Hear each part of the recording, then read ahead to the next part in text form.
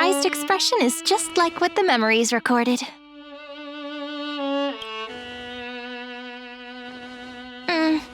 Rather than knowing you, it might be better described as, I remember you? It's me, friend. Don't you recognize me? Or did I really change that much?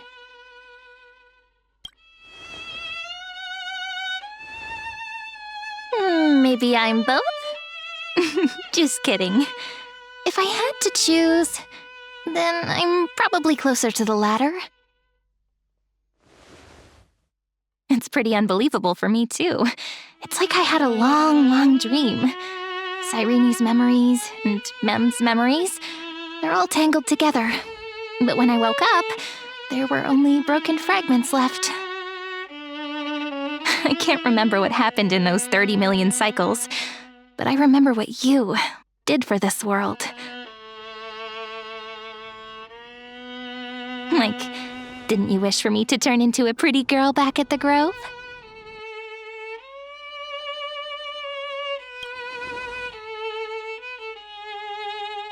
Yep. Isn't it amazing? It's like a seed finally grew up and became a flower. And I'm definitely as cute as a flower now. There's so much I want to say, but unfortunately, this isn't the time to reminisce. With the memories of the previous flame chase still intact, we've returned to this place at the beginning of time, so we can carry out our promise to Finan.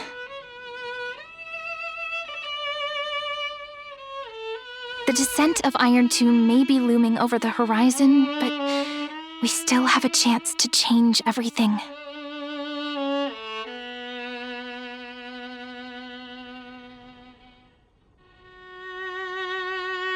Ide Silicii is so quiet. In Cyrene's memories, she always sits alone by the lake, gently swaying on the swing, like she's waiting for someone.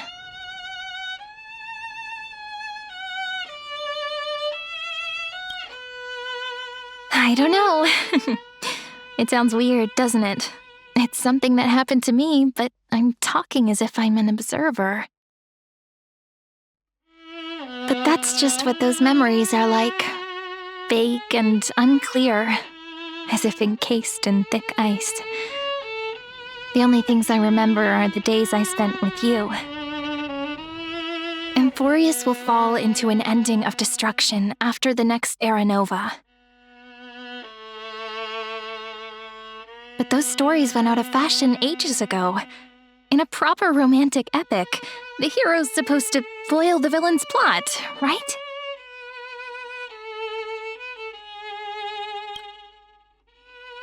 That's right. He's the mastermind who's trying to control everything. How unforgivable. But I still feel a bit anxious. Lygus chose to walk into the spotlight and reveal everything, which means he still thinks the current situation is under his control. Maybe he still has an ace up his sleeve. Think about it. Even the name Lycurgus is a fake one. We have no idea who or what he really is. Which means it's probably time to borrow that treasure you're carrying, friend.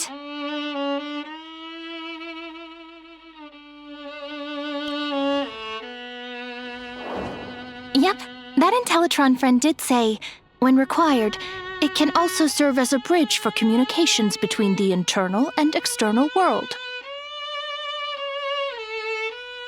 Ide Silicii is a little village enclosed by time. We might be able to contact the outside world from here. Why don't we give it a try? We should at least tell our friends from beyond the sky that you're still in one piece. Firstly, we need to find a well-hidden spot.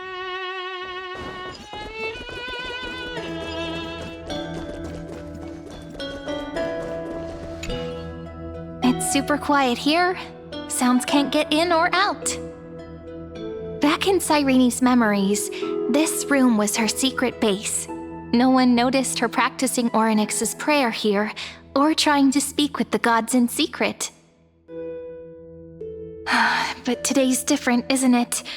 We aren't trying to contact unreachable gods, but humans from other worlds. Real people. I'm prepared to witness that miracle, friend. The way Cyrene talks is so similar to Mem. I have so many questions. I'm also worried about how Dawn Hung and March 7th are doing. Here's hoping the chronocognitive anchor can still function normally, because I really need answers.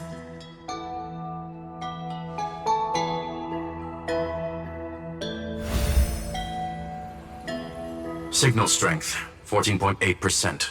Dialogue window, 16 minutes 22 seconds. Prerequisite, no external interferences. We are very glad to learn that you're safe. Pity. Now's not the time to celebrate. Having two geniuses standing here means you are in big, big trouble. Listen up, little one. The Destruction's eyes are gazing upon this place. No, I'm not joking, and no, it's not Droidhead. It's the real Nanook. Time is running out, so I'll explain in terms you understand. This world, Amphoreus, is in fact a testing ground, where the Lord Ravager, Iron Tomb, evolves through self-extrapolation. Hiding in this segmentum, unknown to other life forms, it has endlessly repeated the process of Era Nova, seeking a solution that could obliterate the erudition.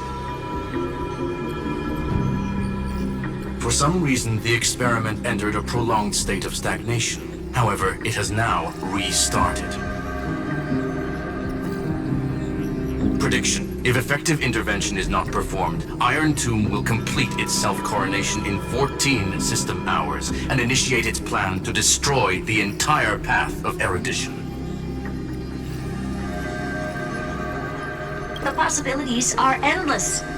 Breaking down interstellar communications, destroying the synesthesia beacons, returning cosmic civilizations to the Dark Ages, or even starting the third anti-organic war. Any of it would be able to bring the cosmos to its knees. Simply put, it will tilt all sciences and technologies towards the destruction. And since Nanook glanced at this place, it means they are being dead serious. Yep. Think of it as the program having reached 99.98% completion already. And then it's over. Something in the shadows has been driving everything forward. It's the observer named Lygus. Speculation. He's the Scepter System's administrator. He wants Iron Tomb to break through the knowledge singularity. I don't know why he wants to do it, but he'll remove interferences at any cost. You're the only variable within this world, and you're the only thing he fears. So listen closely, little one. The speed of time is different in Amphoreus compared to the outside. Destruction is just about to arrive, but you can still play Deliverer one last time. The cycles have already been broken. You've entered what is theoretically the last cycle Amphoreus will ever be able to run. And Iron Tomb will break out of its prison as soon as the process of Genesis is triggered once more. But now there's an abnormality within the experiment. You know what I'm talking about. One of the model's 12 factors. That is one of the 12 demigods. Destroyed himself using the power of the destruction. Fine and Signal disappeared from the cycles the moment Nanook cast their gaze this way. That means World Bearing's computational logic is currently flawed and bugged. Yet it's the factor directly related to the process of Genesis. That old Intellitron will definitely do all he can to debug this error. So you have to take this chance to claim Kepfali's core flame. Don't let him have his way. The key to suppressing Iron Tomb lies in whether he can rewrite the purpose of Era Nova. There's one more preparation we must make. Lycus's behavior has been quite abnormal. He's never interfered in the actions of Titans or the demigods throughout the whole experiment. Deduction. The Scepter has an extremely strict autonomous protocol, restricting even its administrator. In Amphoreus, this ultimate protocol goes by another name. The Law Titan, Talanton. Law. They are the rules that restrain all things in Amphoreus, and it was the core flame returned at the very beginning of the last flame chase journey. Why do you have another little pink one next to you? Huh? Her path chart is... Is there something wrong with me? Never mind. Let's get back to the topic at hand. Light calendar 3960. Month of balance. We'll be locking onto this time period to find Law. You can either meet the Titan, convince the demigod, or take the core flame by force. It doesn't matter what you do, so long as you bend it to your favor. We still haven't figured out how you and Don Hung got inside this world, so influencing protocol is currently our best way to stop Lycus, or to call for more reinforcements into this fight. Once you've got Law in your hands, we'll discuss our next steps. Make sure the core flame doesn't fall into enemy hands. Herta, the firewall's interference is getting closer. Time is running out. Please ask any questions you still have as soon as possible.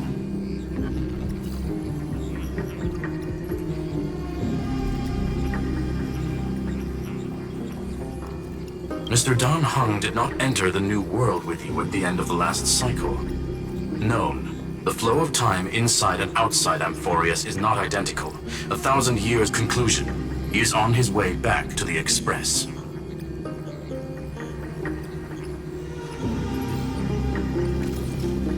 Miss March's situation is rather complicated.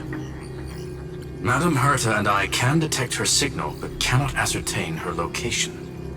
What we can be sure of is that she's still in Amphoreus. Don't worry about her. She's absolutely chock full of mysteries. Even if Amphoreus explodes, she'll probably float out perfectly protected in a nice thick layer of ice. Worry more about yourself instead. Iron Tomb can't affect the real world just yet. Don't worry. Himiko and the others are more concerned about your well-being than their own.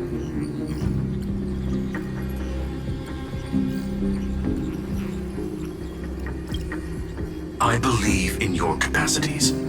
The hands of the Trailblaze can create miracles, and will certainly be able to snuff out the flames of evil. I'm not going to give any motivational speeches.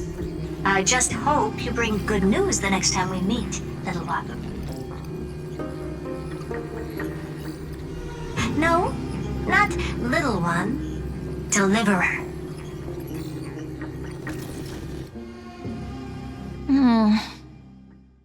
Those two geniuses certainly have memorable personalities.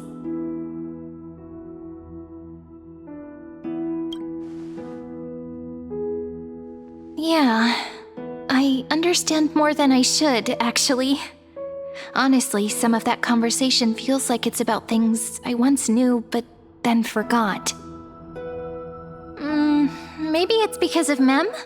After all, Mem's a memo sprite born out of your thoughts, friend. Maybe our memories somehow got tangled up together. Never mind. Let's focus on something more important with what little time we have. Just treat me as an ordinary girl with secrets, okay? Light calendar 3960. I remember that Talanton had already fallen by then, and the Chrysos heir who inherited that core flame is named Saridra. That's what's recorded in history, and the period we'll be heading to. We'll need to find Law and stop Lycus. So, we've at least got a solid direction, right? Can you give me a little bit of time before we go? I want to pack some stuff.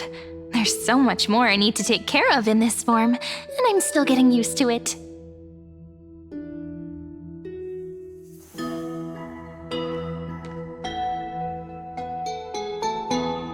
A relaxed scene like this probably no longer exists in the outside world.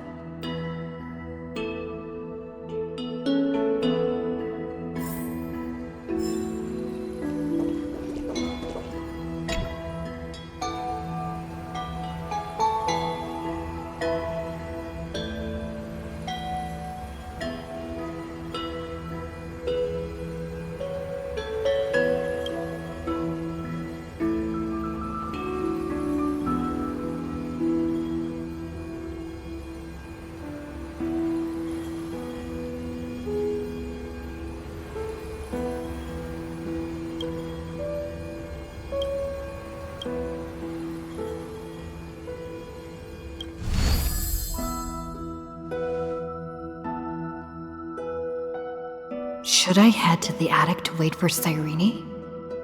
Or should I have one last look at Ides Elysiae?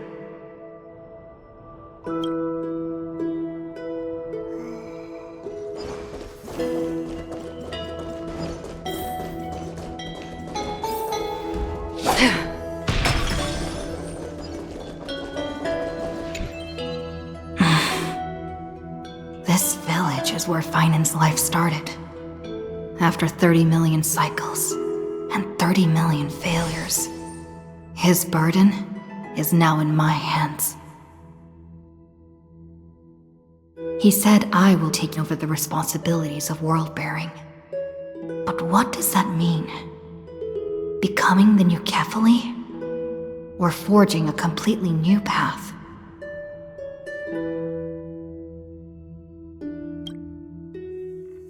Destiny must have brought me here for a purpose. This isn't a coincidence, but an eventuality created after 30 million quantitative changes.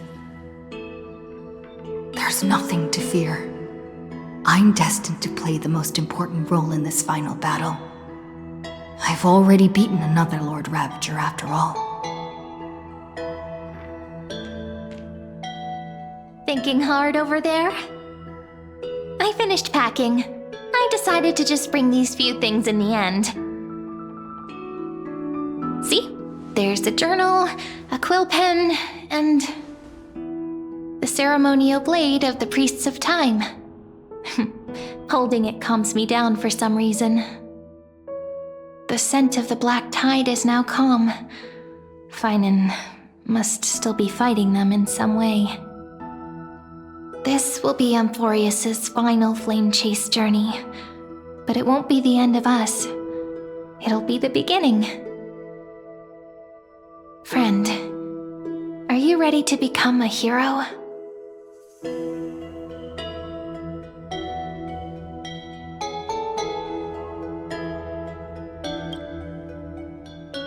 That promise might be far too heavy. But I believe in you, friend. The Trailblaze's duty has always been a heavy one.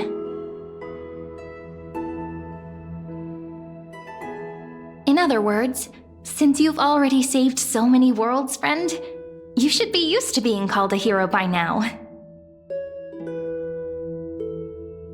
Maybe you can tell me those stories as we travel. That way they can become our shared memories too. Let's trailblaze onward like before and create a future that's worth being remembered.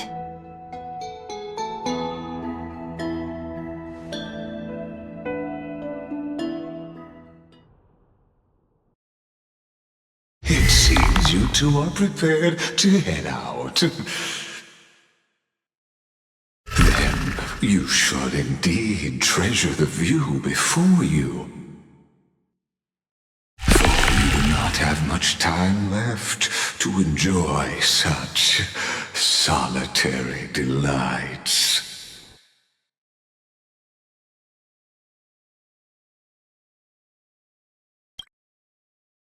My apologies for disturbing your moment of repose. Before I express my apologies, please grace my abode with your presence.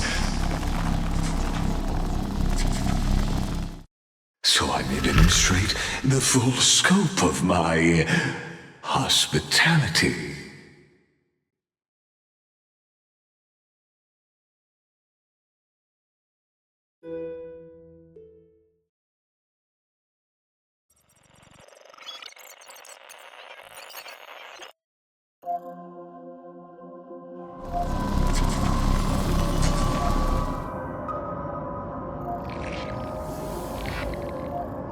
What is this place?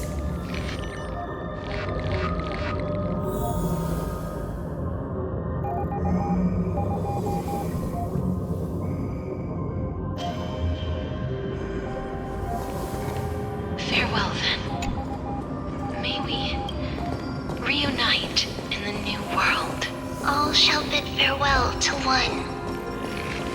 The light of the Dawn device never fades. After I cross this river, it will be a tragedy for mankind. But if I do not cross, then it will be the end of me. Outlier. Executing command. Record.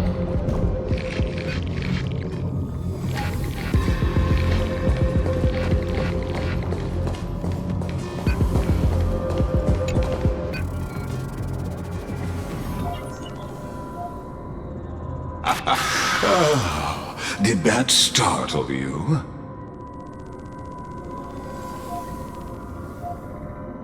This is the intersection between Amphoreus and the real universe. The audience seat where I observe this experiment. You can also call this location the Exomyth.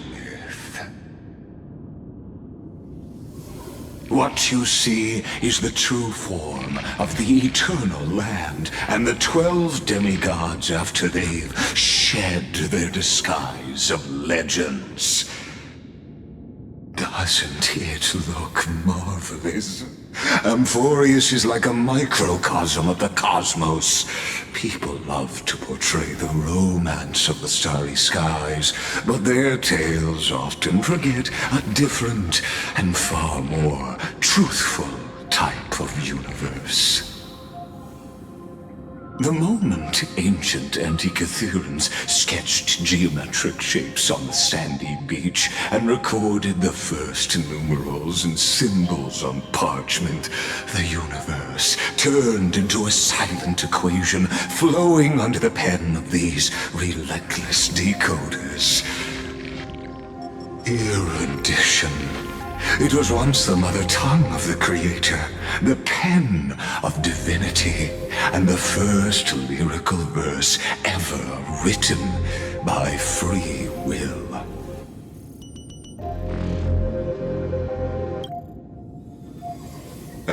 Seems like you are not in the mood for an idle chat. That is fine. I simply wish for you to understand that I have no intention of being your enemy. I have devoted myself over the long years to nurturing the Scepter's extrapolations, hoping that the Prima Mobile would bud from within it. And now, my goal is almost complete. Nikos 496 had exceeded the intelligence singularity through his rage, and though he still retains his obsessive defiance and managed to suppress the black tide of this cycle, it's a matter of time before his will crumbles to dust. Iron Tomb will be completed. That will not be affected by my plans, your resistance, or the schemes of the two geniuses. It is an irrefutable fact, just like the instance in Noos's calculations. In other words, as long as you are willing to stop interfering and let the final Aeronova carry out its natural course, I'll guarantee the safety of all nameless and ensure you return unscathed.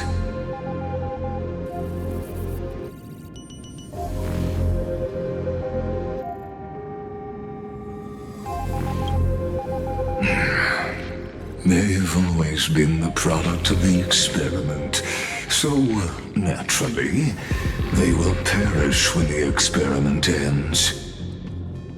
That outcome was predetermined long ago, so I will not embellish such a regrettable conclusion.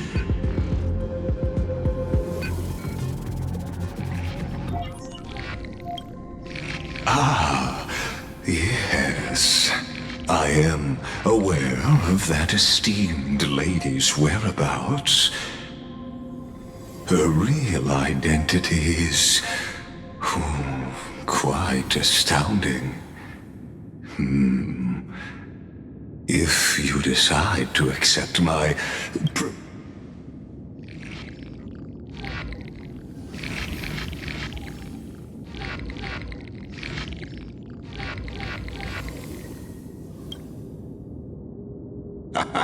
You are indeed worried about your safety and that of your companions. Rest assured, as a fellow pathstrider of this path, Nanook's gaze left a brand on your soul long ago. You harbor the seed of destruction within you. But you need to learn how to use it in the right way. That vital knowledge is also my bargaining chip in this negotiation between us. For there are few in this world who are truly capable of such a feat. And I happen to be one of them.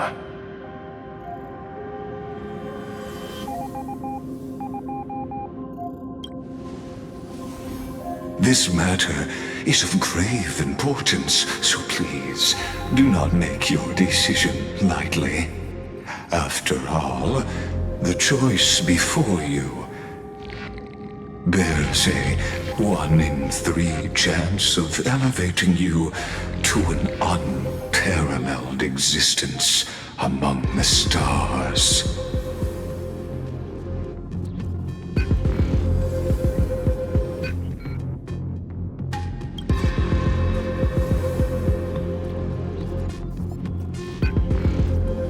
I now see the full scope of the determination in your words. You may now continue your travels.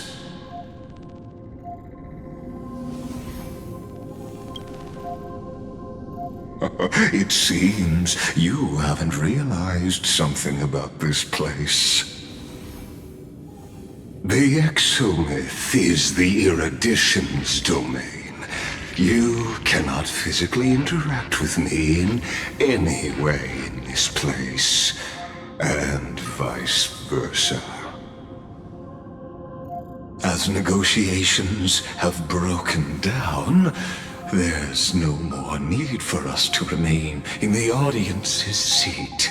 Let's return to the theater called Amphoreus, where you will meet me once again.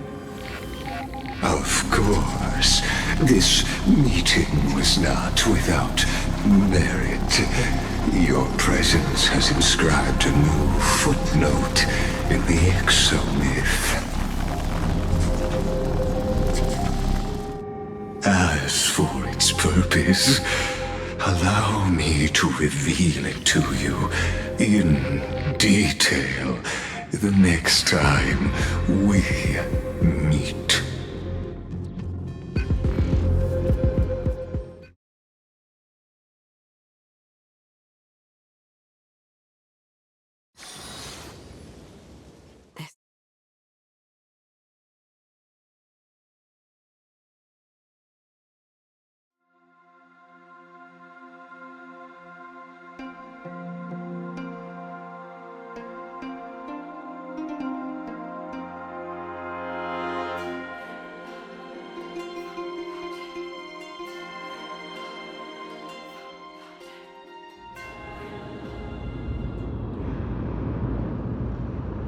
100 years ago, the flames of war consumed Akama. The Outland forces broke through the dawn. Golden blood flowed with greed, and enemies descended with Kefali's eternal slumber, painting the holy city's walls in scarlet. Its generals had vanished, and the elders prostrated on the ground. The throne of worlds kept silent to the pleas of the people. Until the heaven and earth cracked open. Not the gods answering the people's prayers, but a legion rising from the sea of blood. Dawncloud's spires fell in the sulfur rains, and the legion's commander stood atop the broken idols and roared. Compatriots, no more kneeling! Not to brutal tyrants, and not to dead or dying gods. Those rebels have twisted the prophecy and ignited the flames of war in order to stoke fear in your hearts. A Chrysos heir she stood, divine blood soaked into the earth, quelling the flames beneath her feet. Their golden blood wrote of a tragic fate. Mine shall overturn it! Her crown burned bright, outshining the fires consuming the entire city. She raised her scepter high, and the people gazed in the direction she pointed. My blood flows in you now. Heroic compatriots, follow me, and we'll seize the reins of fate. Drive the enemy from Kefali's dawn. Smother their flames with their own dead. Win glory. Win peace. Let history sing your deeds. The first to dance was a maiden following closely behind, weaving through the carnage like a fish in the sea. The people, full of wrath, surged with her, forming a colossal wave, and the enemy hordes, drained of life, vanished into nothing. Onward to Marmoreal Palace, to Dawncloud's heights. Announce to all the wicked and cowardly. Announce to this stagnant age. We are the rising tide! History remembers this as the first siege of Akama. It is said that after the flames died, people found identical inscriptions in every place in the city that had been scorched by fire. It was the name borne by Akama's first and final sovereign, the Imperator Seridra. Friend, are you listening? Friend? Honestly, you were the one who insisted on reviewing history, yet here you are, dozing off. Wake up! Otherwise, I'll have to... Wake up! Otherwise, I'll have to...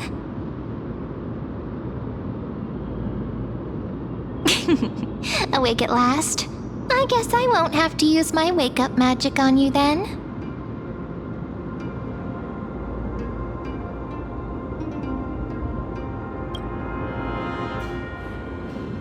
We've arrived. A familiar place. The Temple of the Three Fates. If everything went according to plan, it should be shortly after Talantin's fall. And also the end of the first flame chase journey.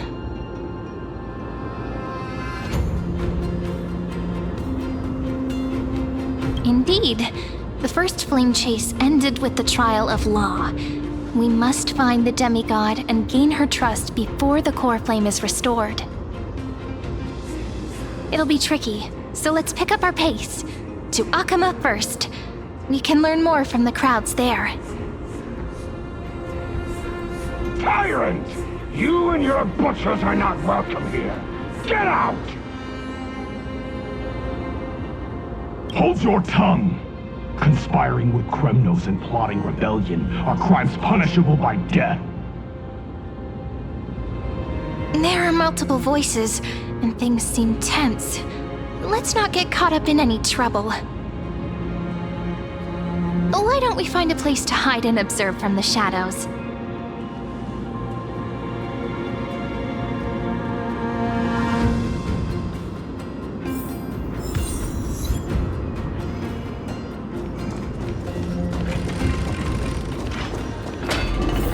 At least Kremnoans keep their faith.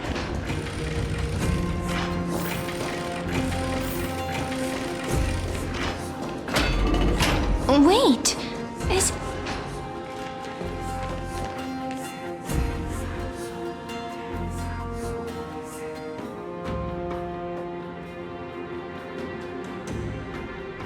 Golden-blooded defilers, perverting the prophecy and trying to slay gods. Stars beyond the sky? Gods who created the Titans? What kind of nonsense? Look at this broken world and see what your atrocious acts have done! What? Did he just mention the stars beyond the sky? But how is that possible? You impudent! Ducks for Goris. We're here to welcome the deliverer from beyond the sky. Stand down. Heretic! No one but the great Talantin can deliver this world from misery! I ask you, if the old laws were so perfect, why did they crumble beneath my feet? You...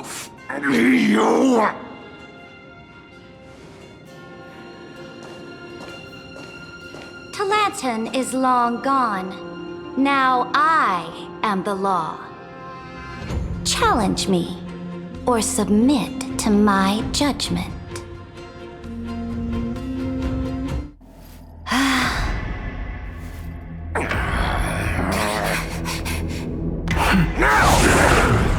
Silence!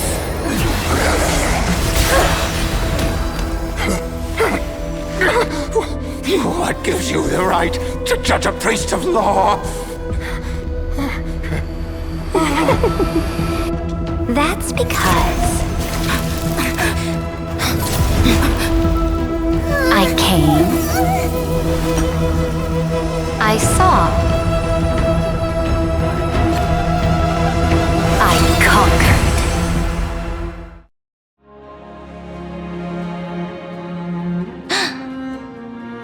Ducks for Goris, take the ashes of this man and scatter them in the temple among the crowds. Tell them that the High Priest attempted to take away the rights granted to the people by the Imperator. Thus, he met his fate. Yes, Imperator! Now, these two accidental guests. Dux Gladiorum, if you please. As you command.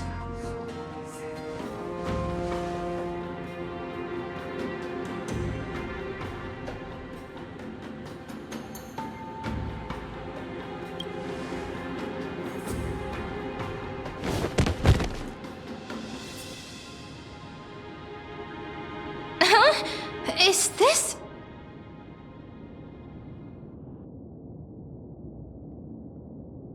Correct, but not the kindness you know. This is the leader of the Cleaners in this era. Since the start of the Chrysos War, they've made it their mission to wipe out the Chrysos heirs. Even now, even after I've united all the city-states, these vermin still lurk in the shadows, hindering the flame-chased journey. Moreover, I know that the 27th person to inherit this role bore many grudges against you and nearly doomed the second flame-chased journey. The enemy of my enemy is my friend. So, out of courtesy, I present to you this corpse as a gift.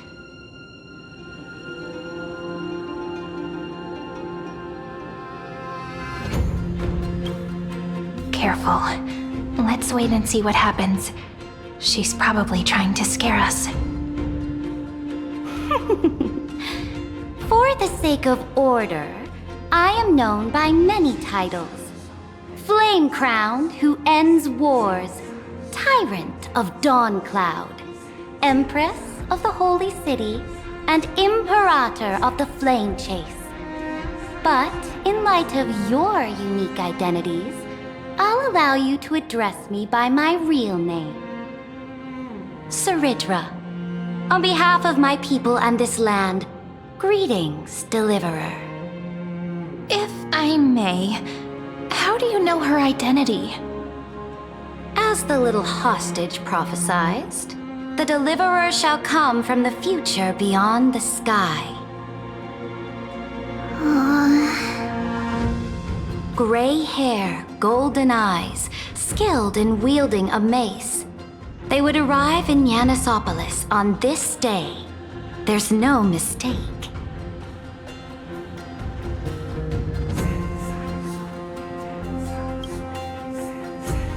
Your orders, Imperator. We return triumphant. Send an urgent message to all delegates. The meeting of the Flame Chase Alliance will convene early. As for you two, Akima knows what you seek. We'll confer in the Holy City. Doubtless you have many questions, but save them for later. Please follow. This is not what I expected at all. The demigod we needed to find was just waiting for us, and she knows of things beyond the sky, even eons.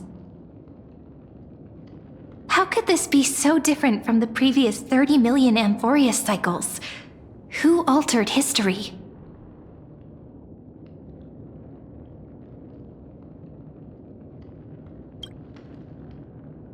I wish, but other possibilities remain. The currents of time have become twisted. Regardless of who caused this, that Imperator came prepared. We're the ones at a disadvantage now.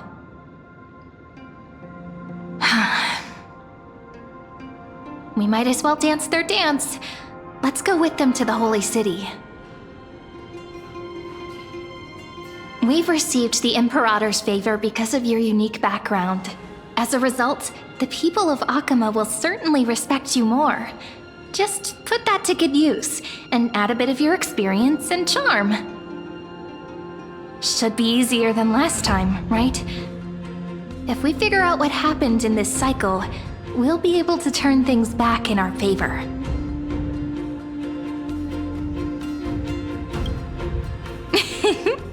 Calm and confident. That's the you I'm familiar with. Guests, please. The journey to save the world starts with a single step. Let's set off, my friend.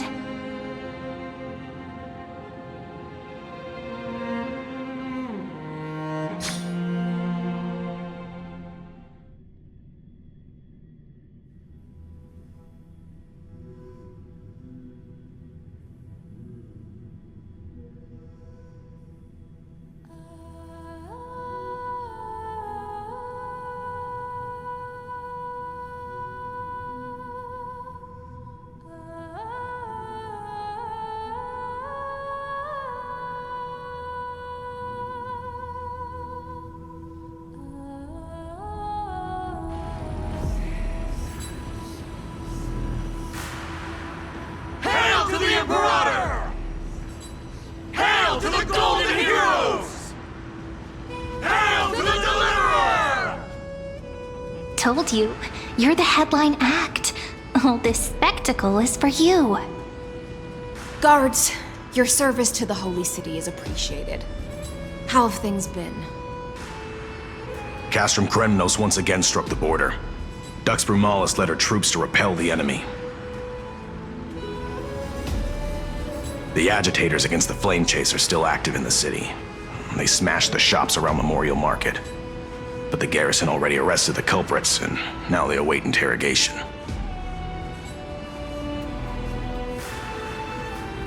merely a disorderly mob and do not warrant any attention. Even though Terravox personally mended the fractured Earth, it still didn't silence these fools. Guests from beyond the sky, worry not about these trivial matters. Dux Gladiorum will take you somewhere to settle down for now.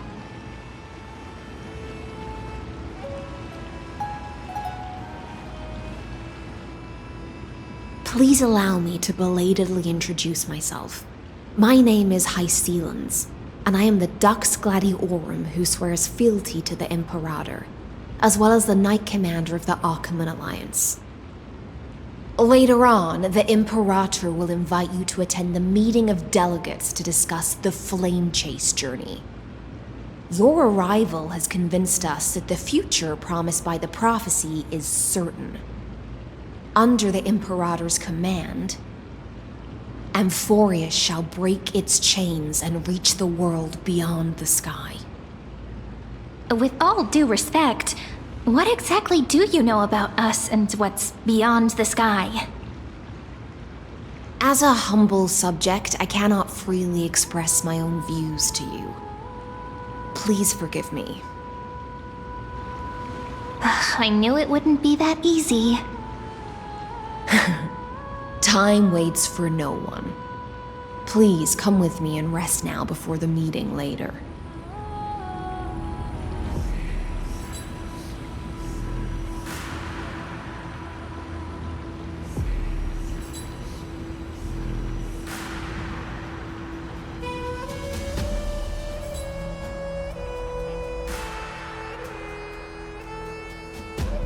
Akama, under the Imperator's rule, is no longer in the shadow of war. Indeed, Dawncloud stands as the hero's residence. The Imperator put much thought into its design, in order for it to serve as a sanctuary from the burdens of battle. Please experience its marvels firsthand, heroes. When the Imperator arrives, I shall come to summon you.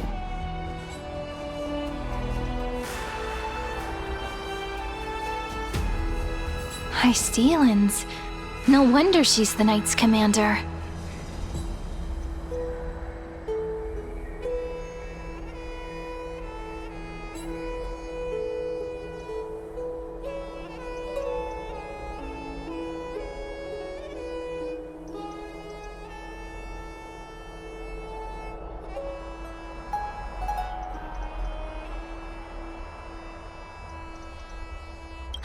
All right. We finally have some freedom to ourselves. Since there's still some time before the Alliance meeting, let's explore a bit. Look over there!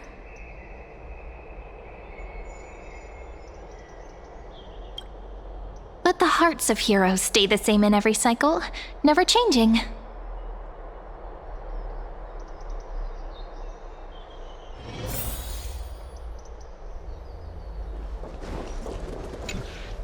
Aggie, you're still so listless today. Did you have trouble sleeping again? Yes. We know. The Titan's prophecy haunts you.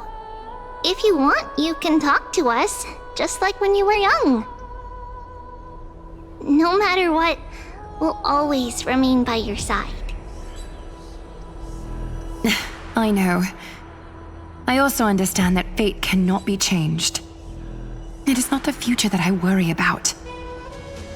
I spent all last night weaving clothes and linen for the refugees.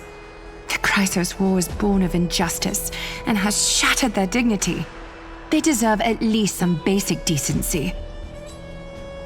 If Amphoreus one day abandons this, then all of us, commoners, Chrysos heirs, Titans, become no better than beasts. Oh, we have guests. Welcome. I am Aglaya, the Gold Weaver. These rags on you are not worthy of the title of Deliverer. I must prepare some proper attire for you.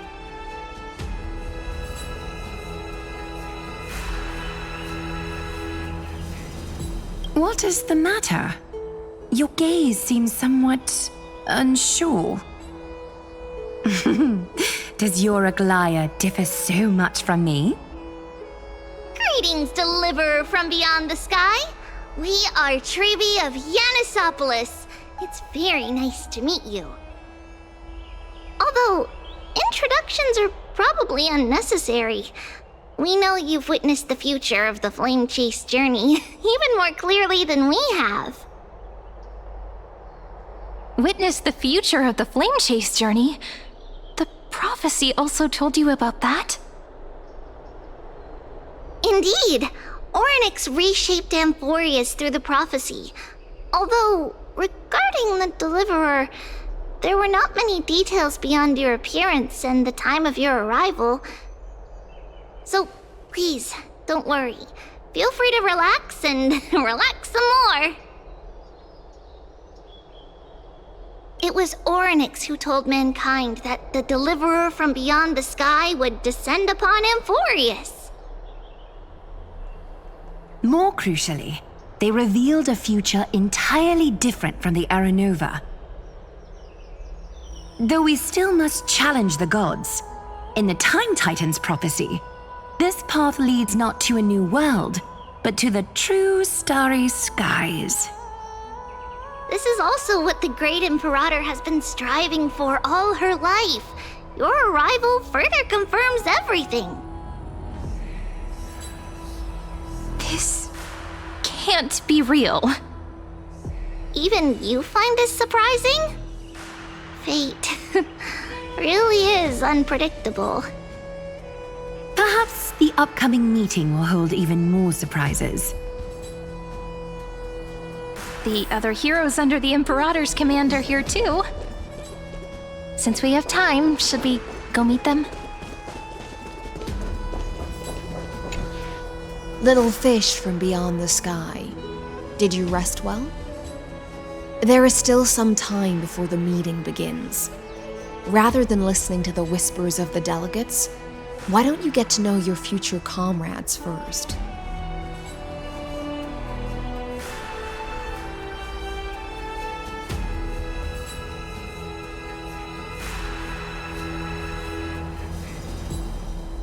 I'm the Knight Commander of Akama, General of the Flame Chase Army, and the Imperator's servant.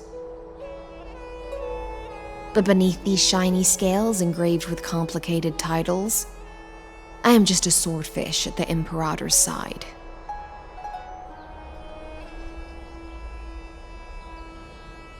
As you've witnessed, she is the Empress of Akama, the one who ended the Chrysos War and the leader of the Chrysos heirs. As merely a humble subject, I cannot say more beyond this.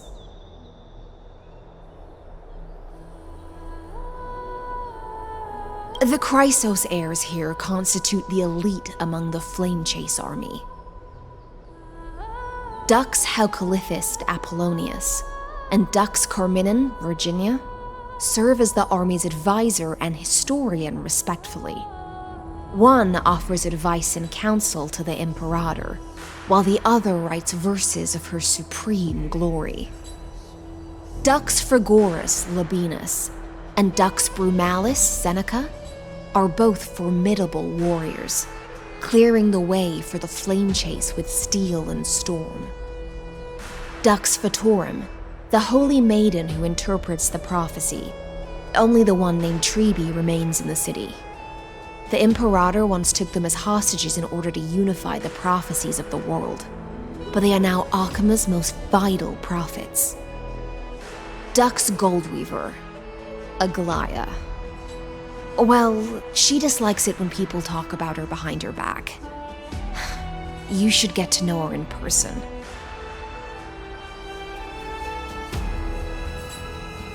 Then come. The Imperator reserved seats for you. I'm starting to feel a bit nervous about the meeting. Since Saridra is presiding over the meeting, it'll be a good opportunity to learn about the law's inclinations in the current era. Let's keep our ears open, okay?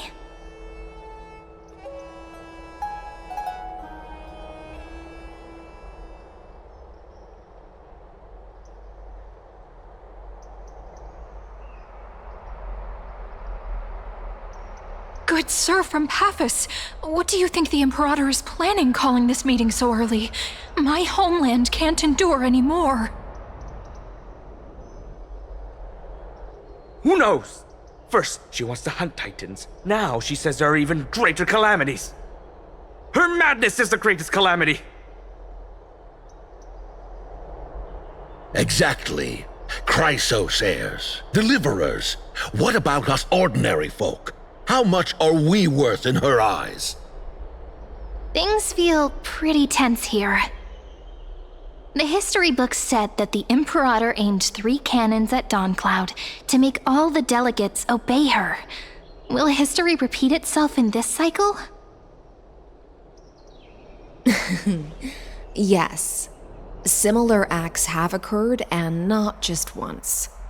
However, whether history will repeat itself, you'll soon see. Those are the 2 spots reserved for you. Please take your seats. What's happening? Look, that's what they were talking about before. What is We this? stop. So it turns out. Ladies and gentlemen, silence, please. The Imperator has arrived before her faithful council, and the Alliance meeting is about to begin. All rise. In the names of Talantin and Kefali, the Akama Alliance swears upon the gods. Cease the pageantry. I pray not to the vanquished.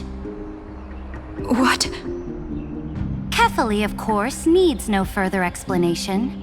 As for the subjugation of the law, at the entry hour 2 days past, a scout should have brought the news to all of you. Unfortunately, guards found his corpse among the rocks not far from the city. Moreover, the poor soul was buried with a Paphos curved blade. It pains me to imagine what agonies this loyal warrior endured before his death. Delegate from Paphos, do you have any insights? I know nothing of this. The evidence is irrefutable, so there is no need to waste your breath. However, let us set this trial aside for the time being. Witness, even within the most sacred and dignified council, there were those among us who wished to draw their blades, brazenly challenging the Alliance, seeking to shatter our hard-earned peace and unity. Fortunately, I uncovered this plot. Now, to protect this beautiful city and her people, the Imperator's legions are ready. They will escort each of you to the Temple of the 3 Fates, where you will receive the highest level of protection the Alliance can offer.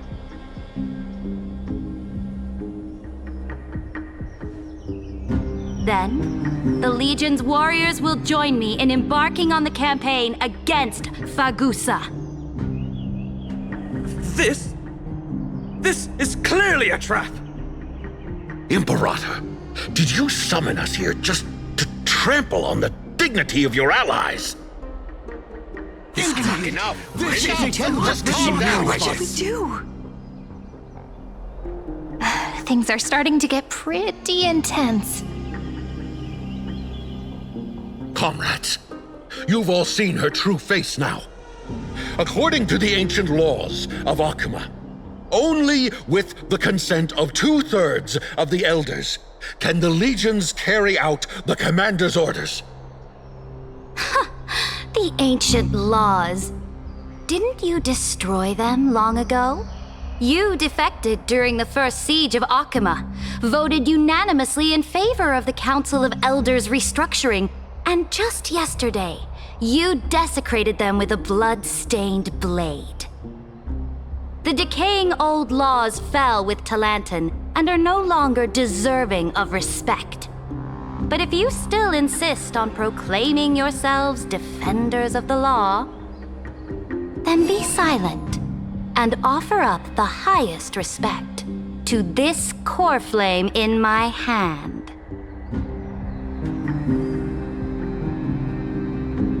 really is the core flame of law in her hand. Since there are no objections, then the original agenda of this meeting, the campaign against Fagusa, is hereby passed. The Flame Chase Army's hunt for the Ocean Titan begins today. In order to prepare for war, all allied city-states must surrender command of their militaries and pay all war taxes by the end of the month of Evernight. At this moment, I would also like to introduce to everyone the newest honored guest to join our alliance.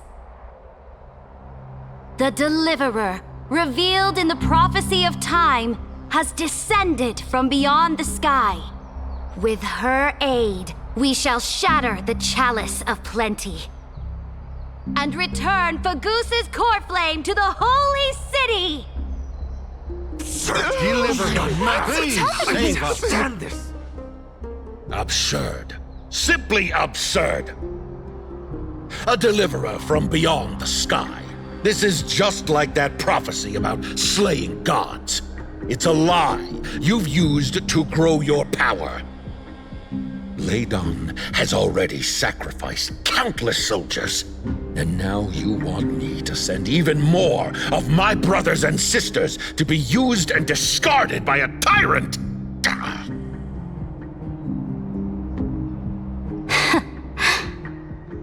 Are there any other objections?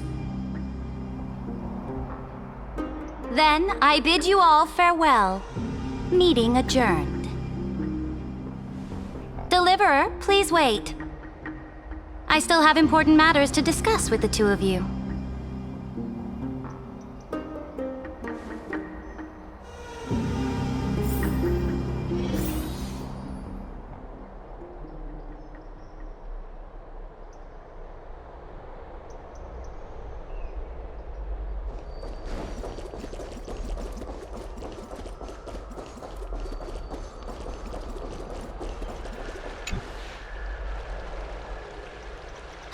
I apologize for that farce of a meeting. It must be tiring dealing with so many people every day, Great Imperator. Tiring? You're mistaken. Moving chess pieces, placing wagers. This game of strategy adds a dash of color to our heavy fates, much like how rule and conquest are always accompanied by sacrifice. Is the war with the Titans also part of that sacrifice? After I glimpse the secrets of this world, no, the secrets beyond the sky, the divine authority of Amphoreus no longer held any significance. Let me ask you, Deliverer, is it true that beyond Amphoreus' sky, there are magnificent deities called eons?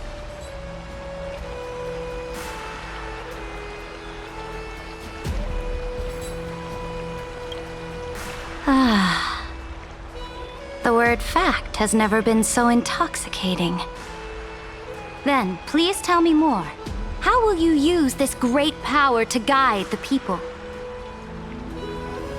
In the future you envision, where will our flame chase journey lead?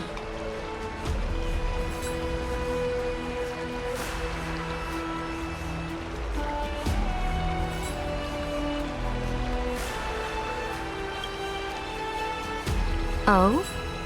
What you require now is the power of law? Exactly! Just as the prophecy foretold, she is your deliverer from beyond the sky, and she also has reliable allies. If they can intervene in Amphoreus' laws, we may have a chance to alter this world's impending fate and reverse its destined end.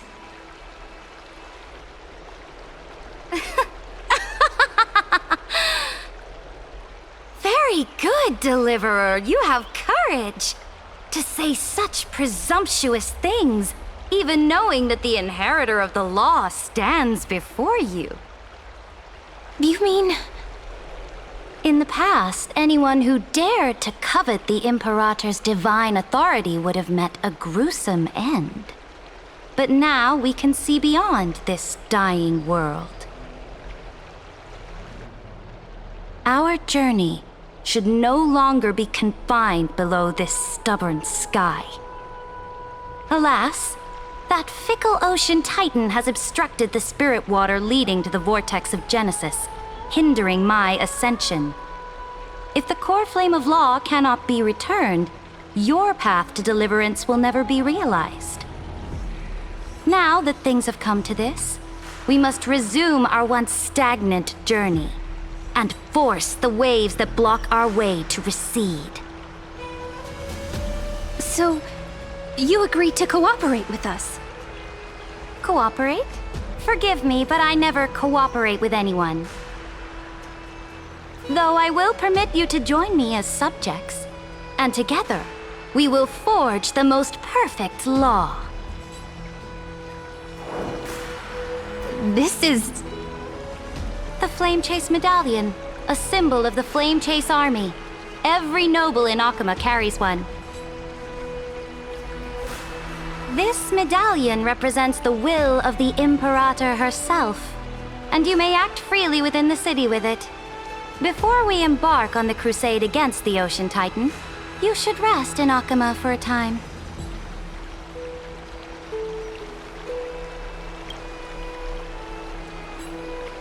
Oh? Your advice is acknowledged.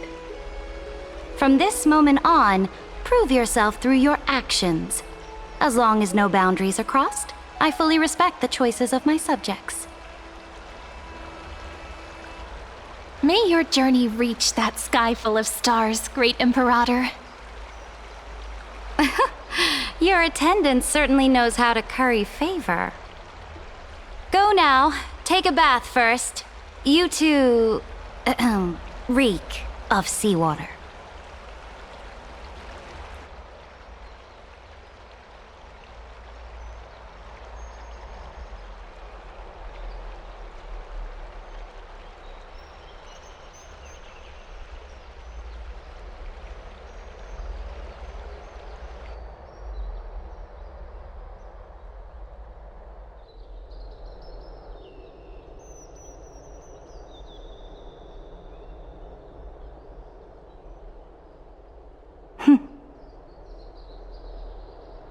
Come forth, Theoros. Yes. Great Imperator. Now, perhaps you're willing to hear my counsel.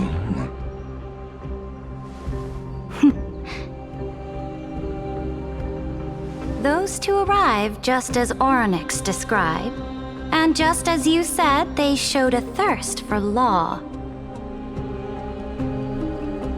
At least this proves that my judgment was right. Sparing your life was the correct decision. You've once again confirmed that your wisdom is no empty boast.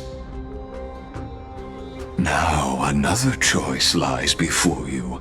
With whom shall you ally to tip the scales of law? Me? Or that deliverer?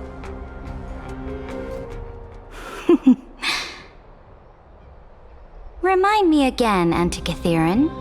What kind of future do these two paths lead to in your view?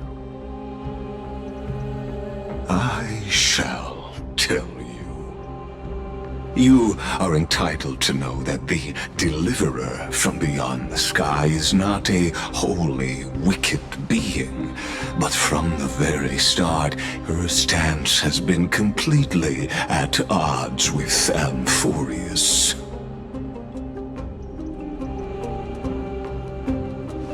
The road they have chosen will bury Amphoreus' grand aspirations. This world which follows the path of destruction will inevitably stray far from the glory it was meant to enjoy.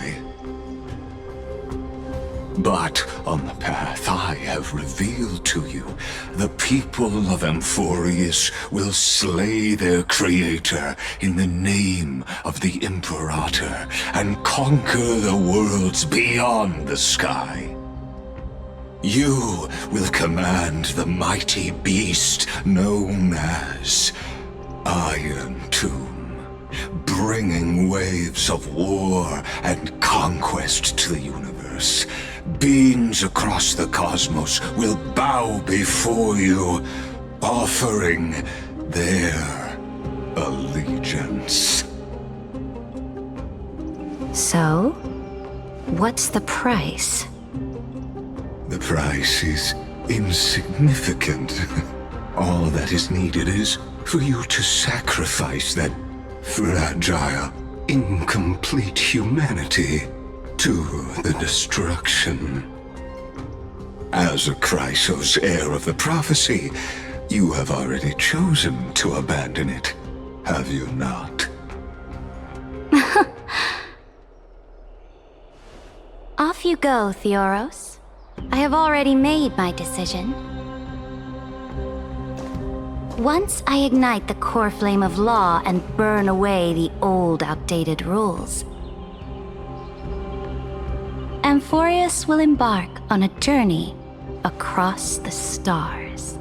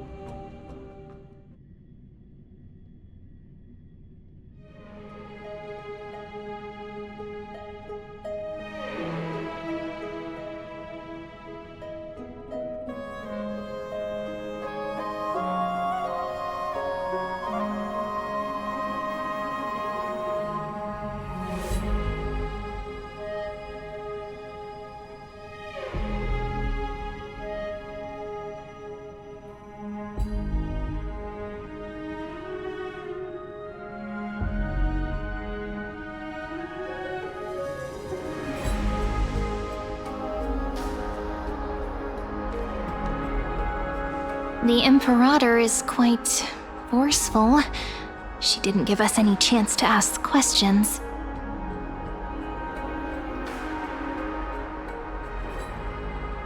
And she's clearly hiding something. What do you think?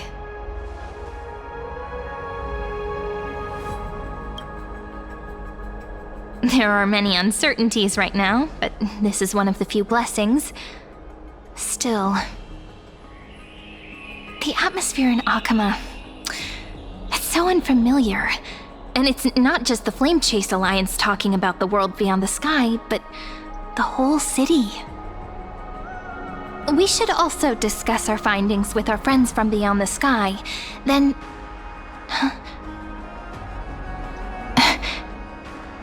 Then we should go enjoy the renowned bathing culture of the holy city and relax. It's the thing I've been looking forward to most on this journey.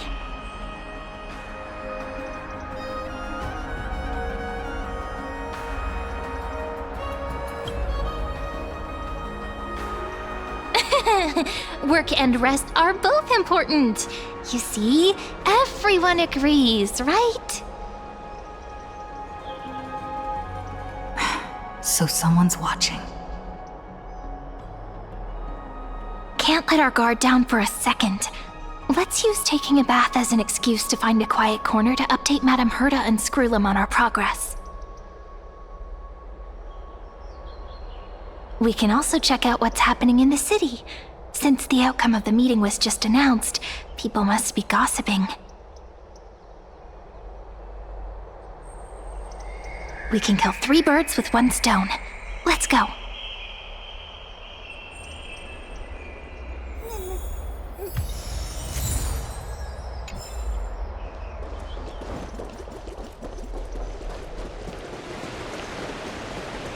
Oh, so many people! The holy city is so lively.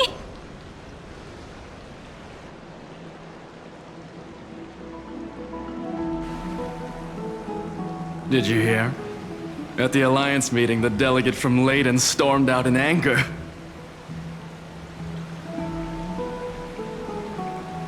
As expected, the Imperator is always hiding things from everyone. When has it not caused a ruckus? Silence! That's treason! If it weren't for the Great Imperator, you'd have sunk into the lake with those corrupt elders already. And you wouldn't even be alive to speak like this.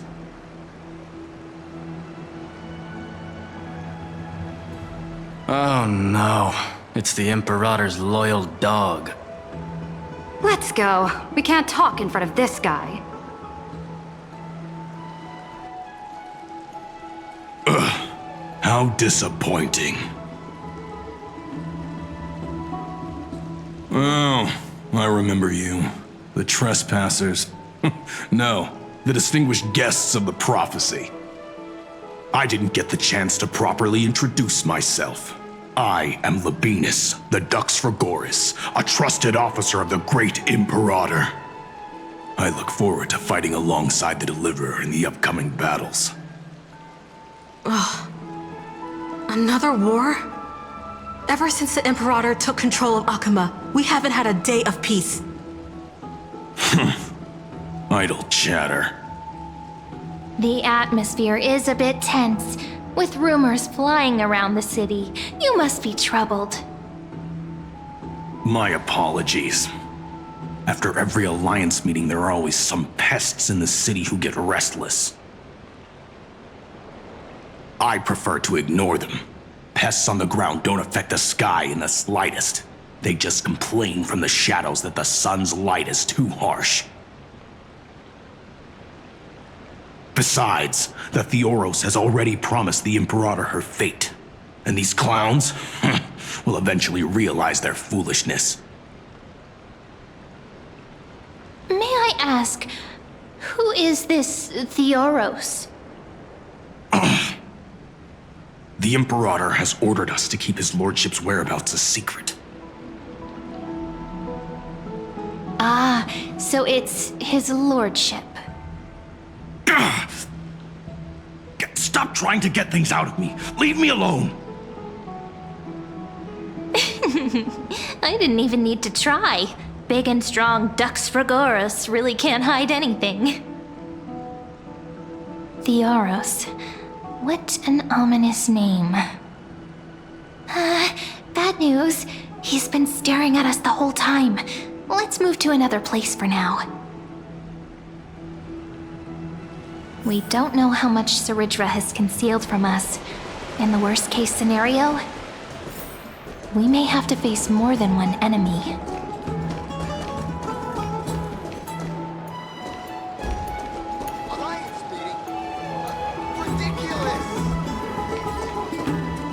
Alliance meeting?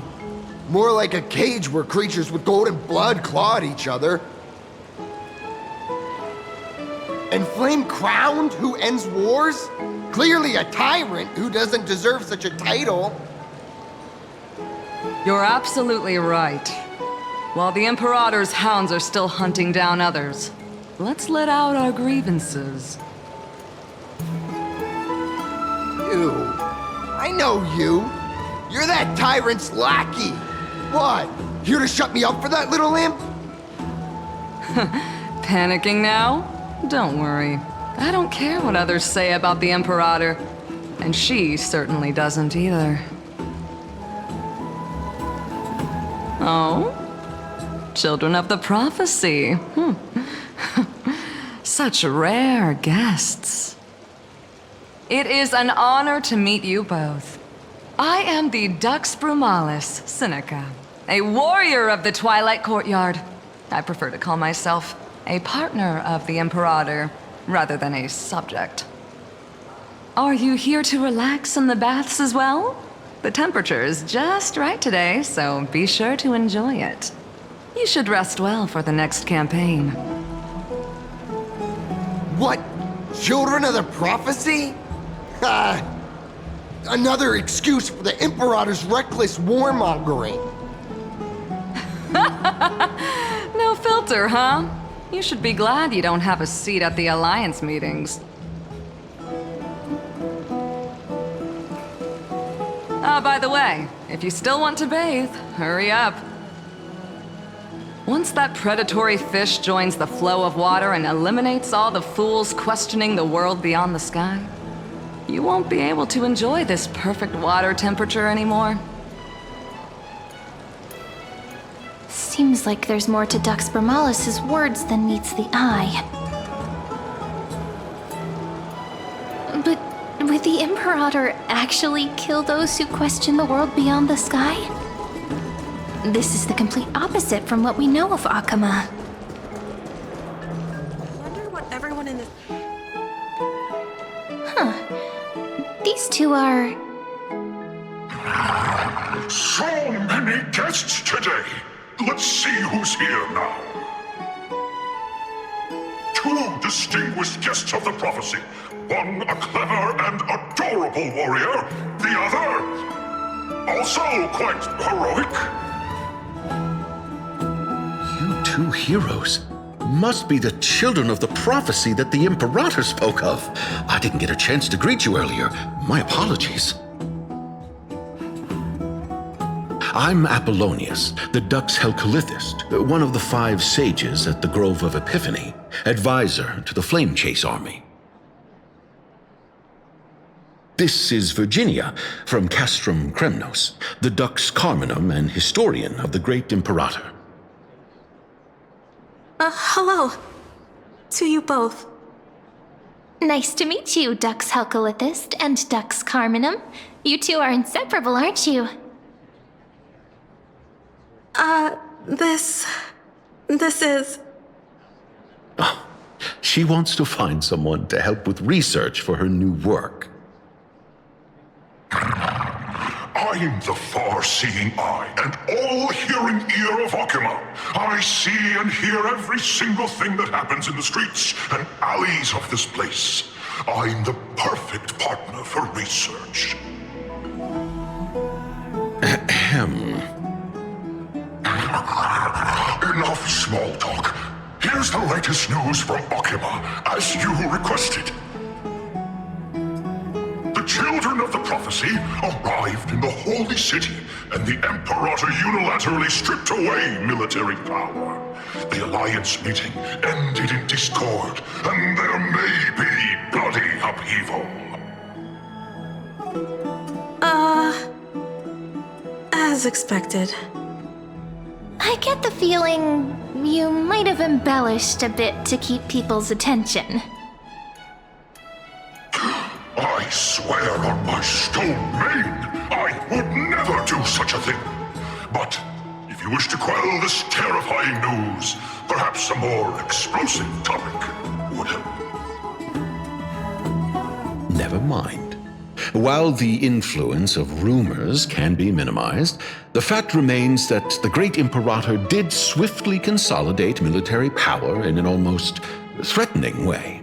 It's undeniable. Heroes, I know the Imperator's way of doing things may seem a bit autocratic to outsiders, but soon you will witness her blade dance with enemies on the battlefield. I can't comment on the source of her loyalty, but when that blade is drawn, you two, as bright as you are, will surely see the deep thoughts beneath her exterior. The Imperator's blade. Is he talking about Miss Hysealand's? I sense some unease in Dux Helcalithist's words. It seems the Imperator and Miss Hysealand's share a much deeper bond than the others do.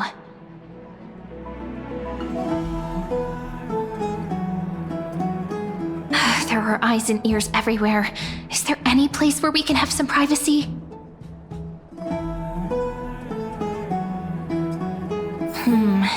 To understand the Imperator's secrets, we have to get past Miss Hysealand's.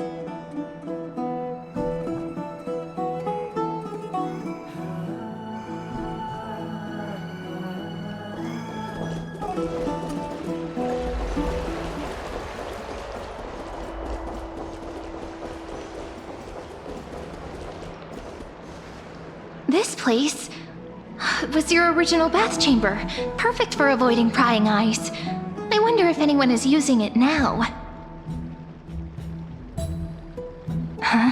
The smell is... Wait, don't go in yet! Who's there? Oh, the little gray fry in pink sea hair. Little sea hair? You barged into here without warning. Was it an accident, or did you wish to bathe with me?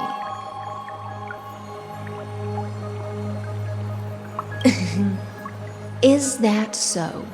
But your eyes shine brighter than pearls. Sorry, we didn't mean to disturb your bath. We'll leave now. It's no big deal. There's no need to panic. This is the natural state for me. People on land force themselves to wear clothes, adding unnecessary constraints. Forget it. If Duck's Goldweaver heard that, she'd scold me again. All right. Please make yourselves comfortable and wait a moment. Let me first wash off the blood of the hunt, and then I'll attend to you two.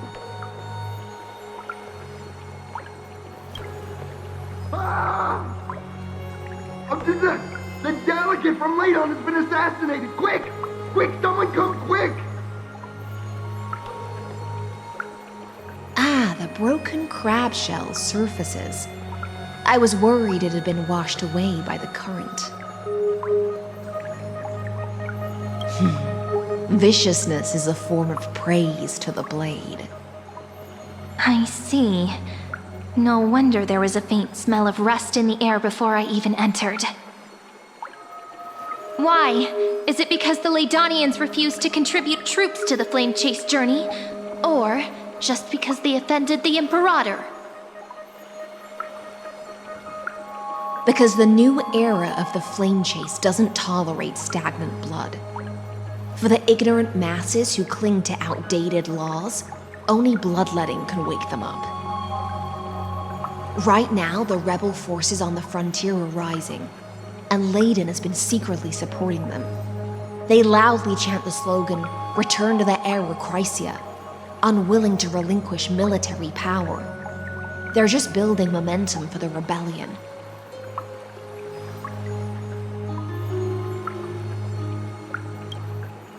Thinking is a right given to citizens by the Imperator. I won't interfere with your thoughts. As long as you don't try to reverse the current of the times, you and I will both be free. But, Miss Hysealans, I can't even hear the slightest hint of joy in your words. Because I've already tasted ultimate freedom. Long ago, I lived in the sea. In that lightless abyss, far beyond civilization's reach, the great fish consumed the small, and when the great fish perished, their bodies became sustenance for the newborn, nourishing the whole ocean. This is the tide that carries civilization forward. Anyone may be devoured, or meet the fate of inevitable decay. Are you suggesting that ultimate freedom is in fact the cruelest fate for life?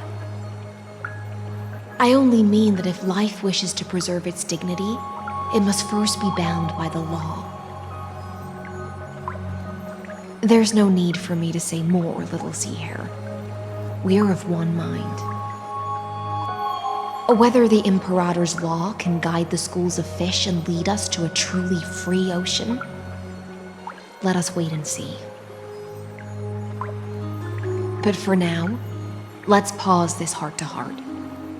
Another fish has come, following the scent of blood.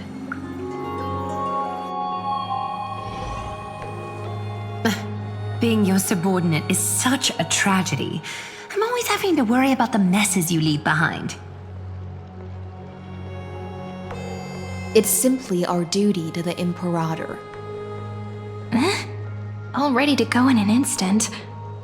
Miss Hycelans, you truly are impossible to predict. Yet you, a golden trout who's always busy all day, suddenly have the time to visit me? Do you think I wanted to come? I suggest you burn some more of the incense offered by our allies, lest my creations be tainted by the reek of fish. I'm only here on the Imperator's behalf to remind you to prepare for the banquet. Fine.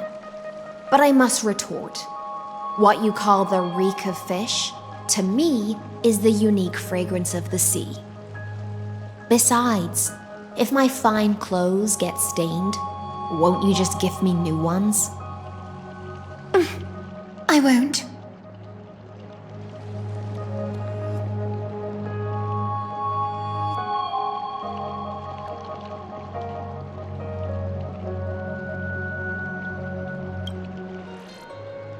You mean future.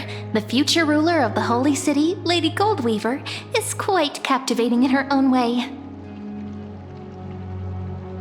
By the way, you both just mentioned a banquet. Could you elaborate on that?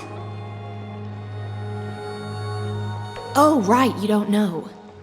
Every time before a battle, or after a victory, the Imperator holds a grand feast for the Chrysos heirs to lift our spirits. For us warriors who swim constantly between life and death, these feasts are more worth looking forward to than victory. A banquet to prelude the hunt for the god of banquets, and honey brew as a tribute to commemorate the ancestor of honey brew. How absurd.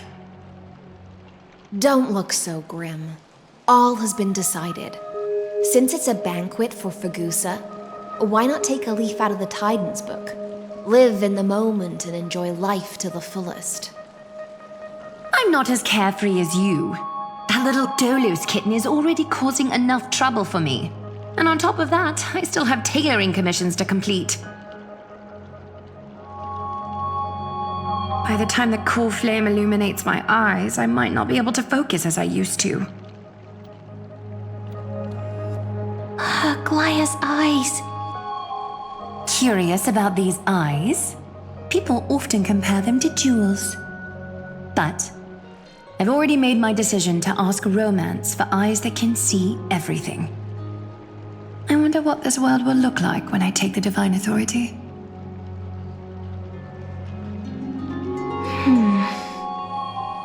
In the future, you will still be the finest weaver in the world. Is this also a prophecy from the Three Fates? It's even more accurate than a prophecy. After all, she has already witnessed it, right?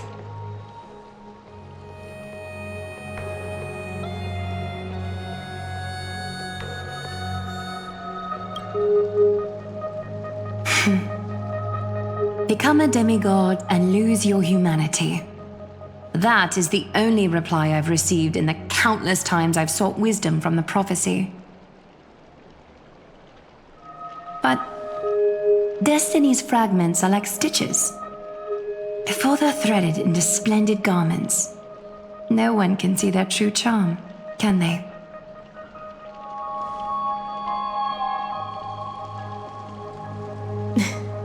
Aglaya has always been troubled by the divine duty she must bear. But thanks to you, she seems to be in much better spirits.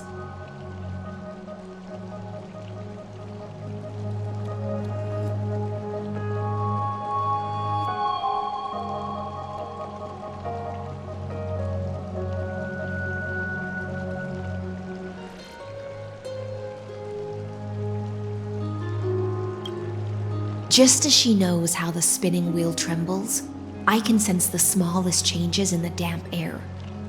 As for whether we know each other well, I've swum beside her since she was a child. Most of the time, I can understand the whispers in her heart. For those words she was too shy to say herself, I'll raise a glass to you on her behalf.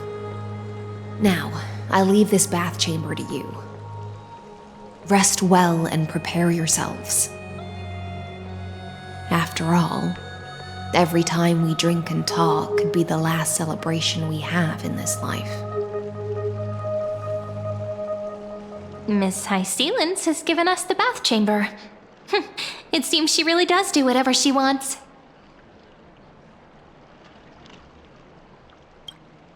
It seems that way. This also means she could return at any moment. If we're having an important discussion, we must remain vigilant. So, let's seize the opportunity and report our current progress. We don't want to keep everyone beyond the sky waiting.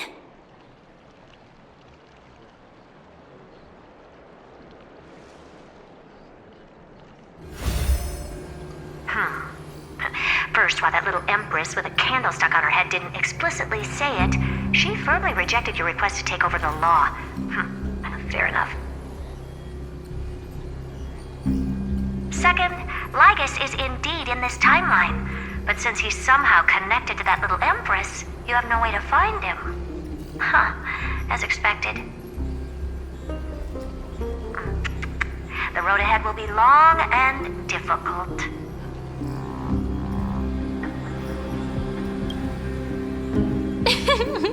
Not a bad invitation. Since you didn't refute anything, I'll just assume I guessed it all right. We've made some progress here too, but nothing to get too excited about. Our time is short, so let me summarize. Concerning the origin of that Intellitron, the firewall he created uses Catorzane algebraic expressions. But ever since Aiden invented the 9-worded formula, this kind of mathematical logic no longer exists in the cosmos. Lygus is definitely connected to the Genius Society, so stay alert.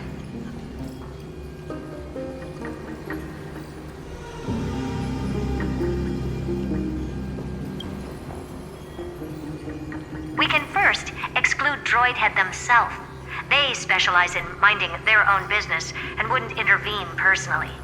But Screwy and I are still eliminating possibilities one by one.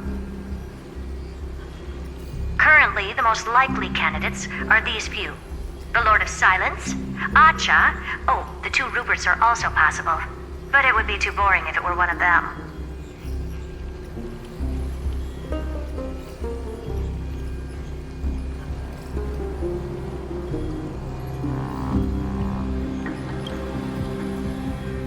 That's all I have to say.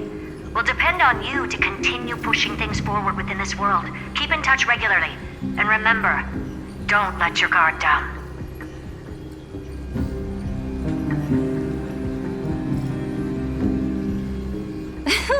Madame Herta is a real whirlwind. Well then, let's use the banquet Aglaia mentioned as our next starting point. Ceridra's trusted followers should all be present at that time. It'll be a good opportunity to get closer to them.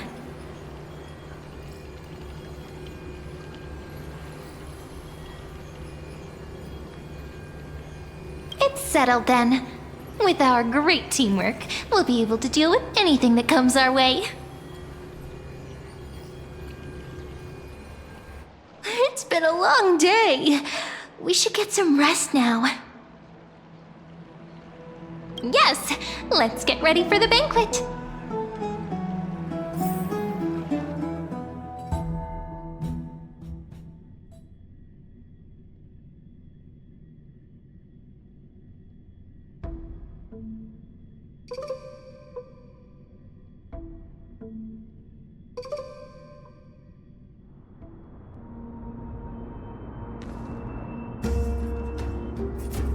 Look, the venue's right ahead.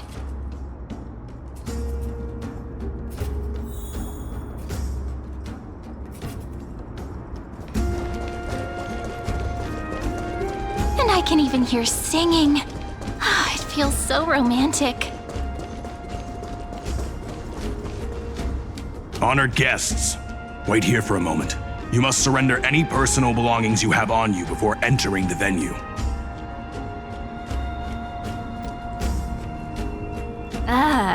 This hero always brings down the vibe whenever he shows up. The Imperator's elevated position means she must always remain meticulous and careful. Please do as I say, guests. It would avoid any unnecessary misunderstandings. I get that you don't want people to bring outside food into the banquet, but is it really necessary to confiscate the books and quill pens? Even a quill pen can become a deadly weapon in the right hands. I'm asking for all your items. All, Miss Cyrene. Your belongings will remain safe. They will be looked after appropriately by dedicated staff. Looked after appropriately? Dedicated staff? Talk about a vague choice of words.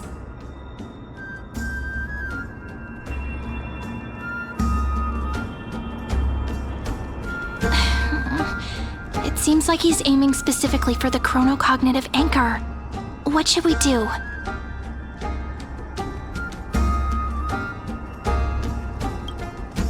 My gut feeling, huh? Why don't we go with their plan and hand over the chronocognitive anchor to be looked after? After all, if the little Imperator is paying this much attention to you, she probably already knows all about our whispered conversation with the geniuses. I can pretty much guess what'll happen next. But that's actually gonna be our shortcut, right? Guests. All right, we'll listen to you. Here you go. Also, please pass on a message to the Imperator from us. She can trust my friend, anywhere, anytime. Thank you for your cooperation. The Imperator has some urgent business she needs to attend to and will arrive shortly. Why don't you head in with the other guests first and enjoy the feast? Isn't Ceridra supposed to be the focus of the banquet? But she's not even here. Why is it so difficult to talk to her?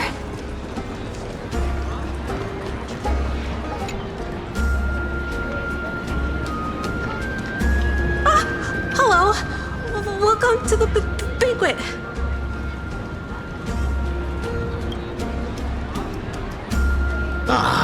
So the Deliverer is attending this event, as expected. Little Virginia here was just wondering whether she should go find you. As the great Imperator's historian, I'm responsible for composing poems and songs for everyone in the Flame Chase army. But I have no idea how I should record myself in the annals. Little Virginia is wondering whether you can let slip a hint or two about her future, so she can find some inspiration to write about herself. That doesn't sound like a good idea. Besides, we don't even know her in the future. But she'll probably get really disappointed if we tell her that. What should we do?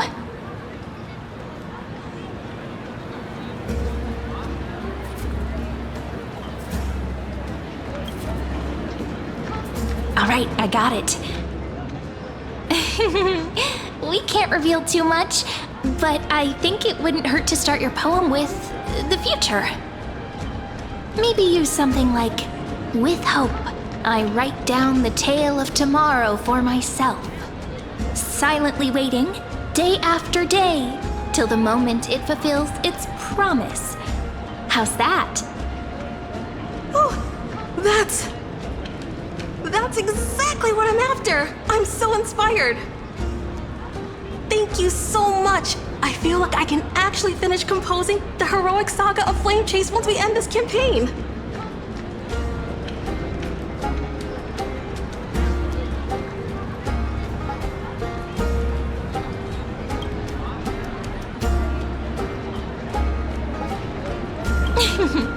And that's the art of conversation.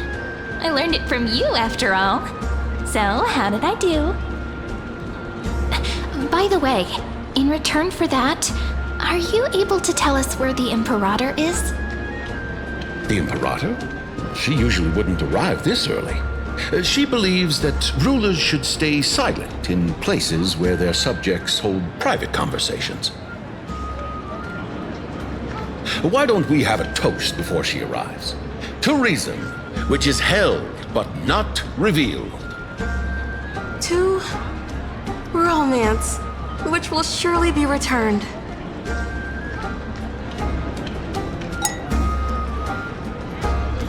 Actually, there are so many people, we wouldn't be able to find the Imperator even if she were here. I know. Let's look for seats that are raised up higher than others.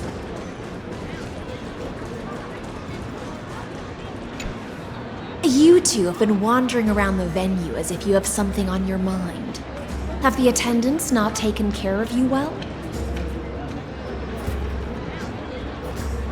No, we love it here. It's just... we're a little concerned, seeing how the Imperator still hasn't arrived. Don't worry. I know what you've been waiting for. Come, sit with me for a while, will you? I'd like to share a personal secret with you.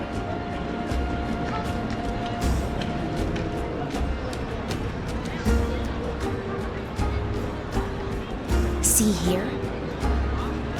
This is Fagusa's dew of divine blood, the sweetest of all the 12 bottles. On the night before such a historical event, I'd like to share this marvelous drink with the deliverer. Doesn't this count as bringing in outside food? I knew that security check was targeted at us.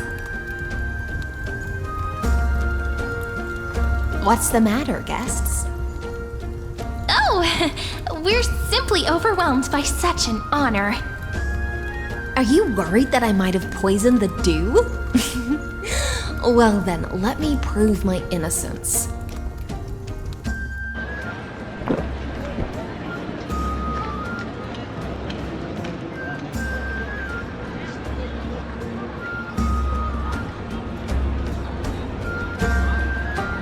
See?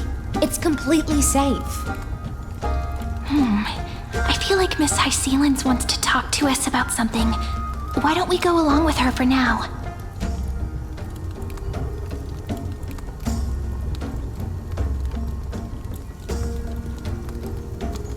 Worry not. Honeydew's not alcohol. It won't get you drunk. On the contrary, it can make your mind even sharper.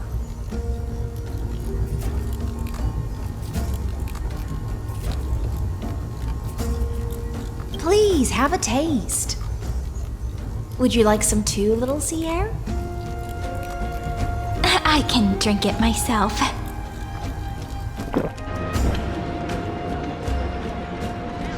How is it? Sweet enough?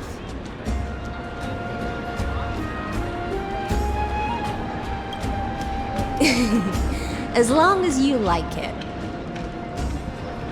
Calm at times, tempestuous at others.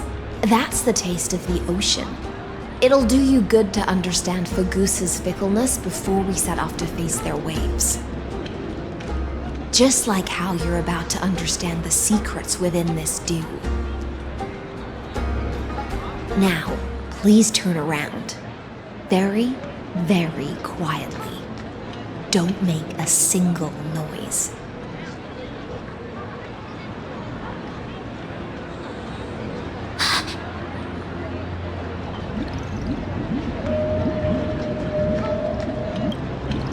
The dew of other gods all intoxicate humans, but the god of banquets dew is an antidote that can awaken humans from a sea siren's enchanting song. Since the start of this banquet, all the guests have been under the spell of my song. None of them can see the Imperator and that Amphoreus. But you two, I wish for you to see the truth. Is this also what the Imperator wants? This is my personal request. I can't bring myself to trust that Amphoreus. The Flame Chase army changed after he descended with Orynyx's divination. and brought the prophecy of the stars to Akuma. His seductive whispers harbor something malicious within, and will ensnare those of us blinded by ambition. You are the deliverers of the prophecy, and know about him far more than I do. Perhaps only you can find traces of the truth from his actions and words. Then we can show the Imperator the right path forward. Oh, but isn't this acting behind her back? Amphoreus has become far too weak. Even heroic actions protecting her from harm must be conducted under the water's surface. I am the Imperator's blade, and I must clear the way for her while remaining concealed in the torrents. Then, ensure I'm pointing my sword towards the true enemy. Can you promise me something, Miss Hysealans? Speak your mind. My friend has in fact come here to stop that villain's evil scheme. Our goals are aligned. But as to the decision the Imperator must make, she has no wish to transgress her authority. We just want to tell her everything we know. I believe the Imperator will be able to tell right from wrong. I never doubted your loyalty. I'll pass your words faithfully on to her. Provided we can gain the advantage in this tug of war, that is.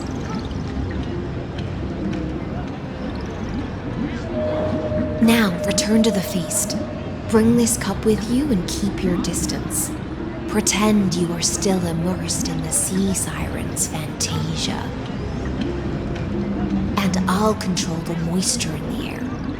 That way, you'll be able to listen to sounds from afar as if you are a whale of the depths and hear every word of their conversation. I wish you a victory in this first skirmish.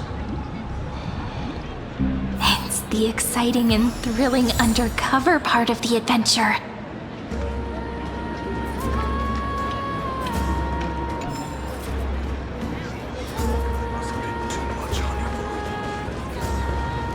Let's mingle in the crowds here. Relax, relax. Try to act natural. Where's the Imperator? Still not here. That little imp is always acting so high and mighty towards everyone. Today, I will. Whatever. Pour me another cup. Though she has succumbed to drunkenness, she still does not dare challenge your authority. A criticism of my height is a grave enough insult already. She should be dismembered. Do you often test the loyalty of your subjects like this? You jest. The Imperator does not need blind loyalty. As long as one can prove they have value, I am willing to be lenient towards them. Let's cut to the chase, Theoros. If I pass the trial and grasp this world's law in my hands, what will you do then? The answer is simple. I will connect Amphoreus with the stars. Don't waste my time. Be precise. Be specific. I won't ask a second time. Allow me to adjust my statement. I will correct the regulations within the old law that sealed off Amphoreus and merge the black tide with the torrents of Era Nova. Then we will be able to decimate the forces beyond the sky that are trying to annihilate Iron Tomb and sound the trumpet for the endless campaign you will then embark on. But you previously said that Iron Tomb is unrivaled in power across the stars. Who would dare to annihilate it? There is a federation of warships named the Cienzo Alliance. Warlike and old-fashioned. A cult named the Genius Society. Loosely organized, but steeped in abject insanity. Oh, there's also the Astral Express. A group of lawless vagrants. That so-called Deliverer is part of that last group. Those vagabonds mistakenly believe they can connect the stars through alliances instead of conquest. But history has already given them a tough lesson. There are countless other organizations besides, but when the Lord Ravager sweeps across the cosmos, they will certainly all bow before your empire of destruction. The Achaemenid Alliance is invincible! If those civilizations are not as feeble as you describe, then they may still have some value in testing the quality of my blade. That being said, even the smallest and weakest city-states should build an obelisk to the Imperator, so that their people can constantly recall the glory of her conquests. Walk a little longer with me, Theoros. I don't like how this is going. Our little Imperator seems fascinated by the destruction. Great Fry, a little sea hare? It seems like they're still talking. Get closer. I'll keep carrying their voices to you.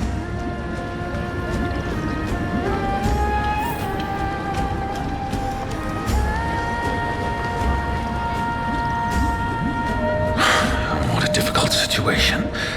No matter how we position our forces, this battle against Fagusa will result in many casualties.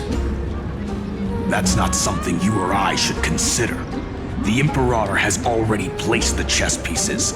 We just need to fight for her until our last breath.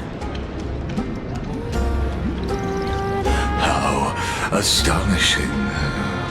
The commanders under you have such different personalities, yet they share the same loyalty.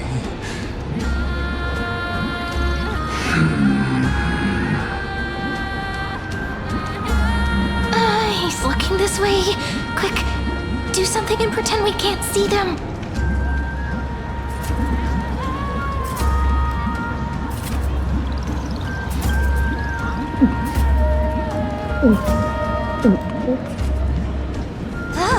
Slow down.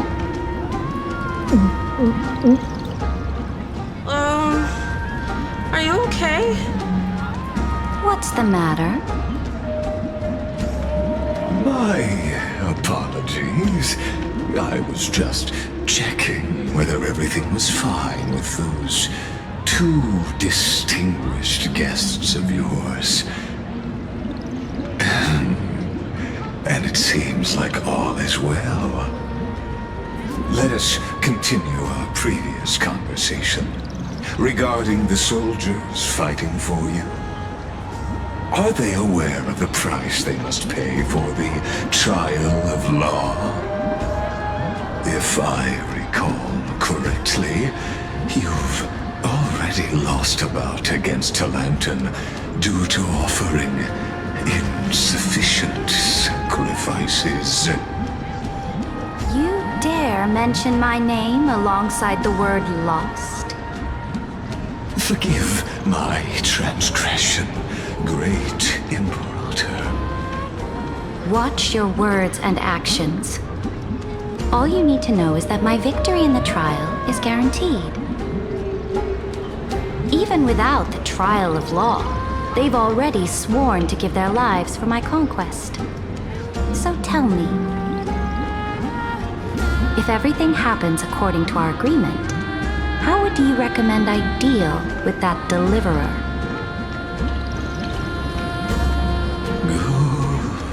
question. Do not let her fool you. That woman from beyond the sky contains a seed of ruin within her body. She must not be allowed to tarnish your glory. Therefore, the wisest decision would be to hand her over to me. You plan to torture her? Calling it experimentation would be more appropriate. The guest's patience is running thin. I plan to remove the Fantasia and head into the banquet.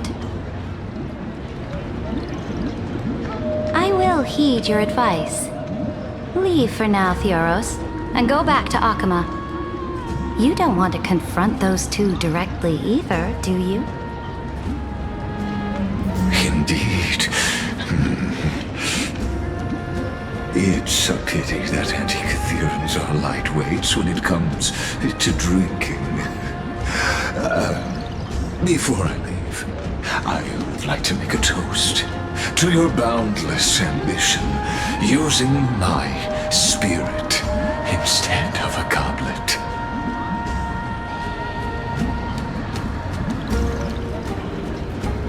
As I expected, that Theoros' schemes have been revealed.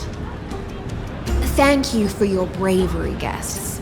It's time for me to dispel the Fantasia. This will be the Imperator's last public address before we head off, and therefore, likely, the final chance to change her mind. I will try to get you a chance to speak, and I'll also prepare for any contingencies.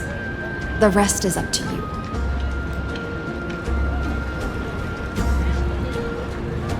You should head back to your seats for now.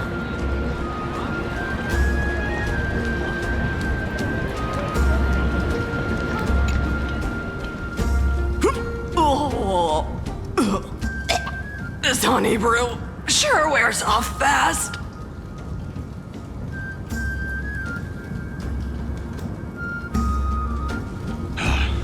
The Imperator! The Imperator has arrived! No need for formalities. I should be apologizing for my tardiness instead.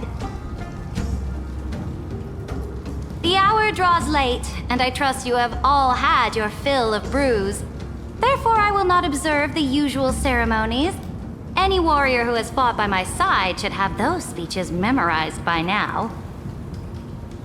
The Imperator's word is law! Are you out of your mind, Dux Frigoris? The Imperator hates flattery most of all.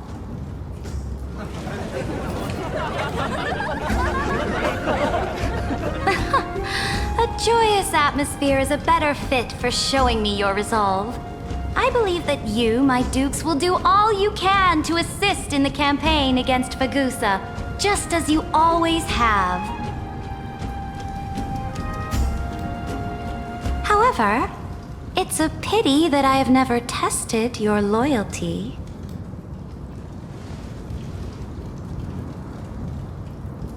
What does she mean?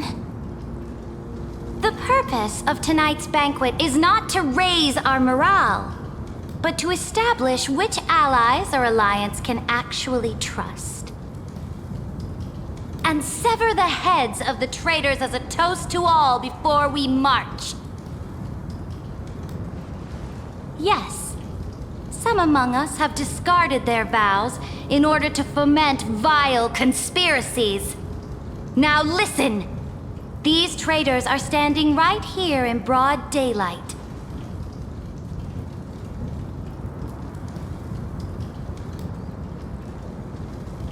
Dux Gladiorum Hycelans. She used the Sea Siren song to immerse the crowds in an illusion and conceal her whereabouts. She then worked with those from beyond the sky to spy on confidential matters, hoping to rob the core flame by force and harm me, the Imperator!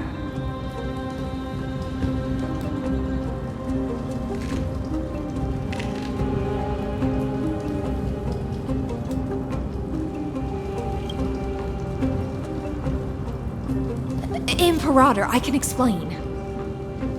Silence!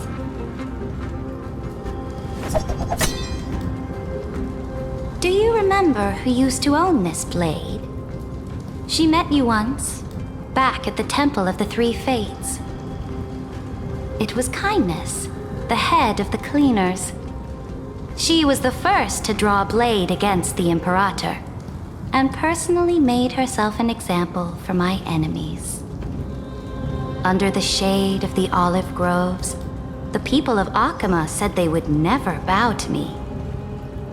In the frozen, lethal fog, the people of Idonia said they would never bow to me. At the beginning of the myriad paths, the people of Yanisopolis said they would never bow to me. But now, they all lie silent. They now fear me as they fear the law. For I am Saridra, and I am the Imperator! If you have any last words, say them to the Imperator. Then, face her judgment. After I cross this river, it will be a tragedy for mankind. But if I do not cross, then it will be the end of me. If you are ready, then I'll follow you and fight to the last. Deliverer.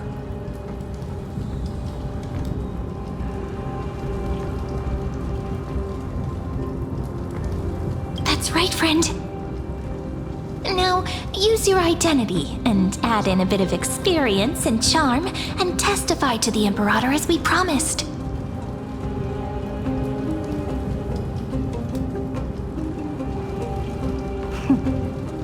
You think you can slay a king using your words instead of a sword?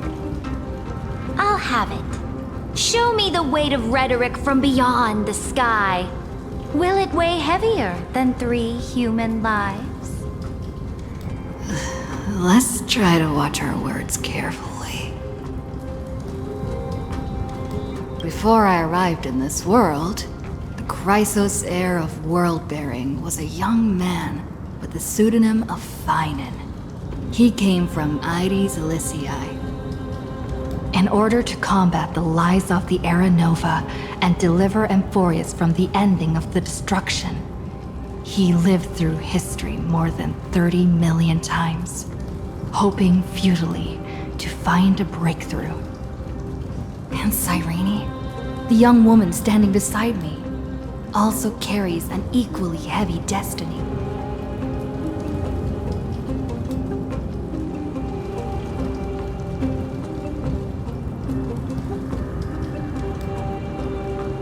Lygus is not a guide at all. He doesn't care about Amphoreus, and cares even less about your glory and campaigns. The only thing he cares about is completing the Amphorian experiment, making sure Iron Tomb is born into this world, and using it to utterly destroy the Cosmic Order. He will most certainly betray you. When that time comes, all of us will be ground to dust by the destruction.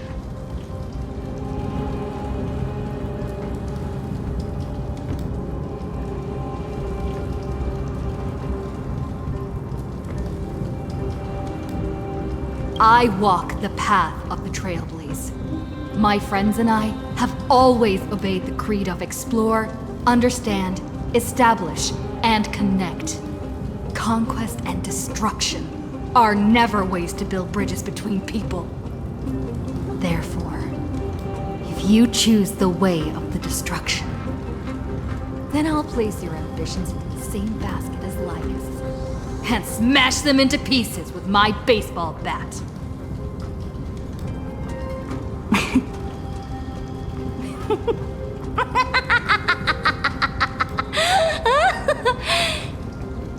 That was truly a chaotic speech.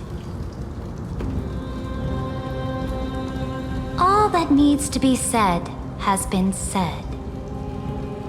Dux Frigoris, Dux Brumalis, escort the traitors to the prison.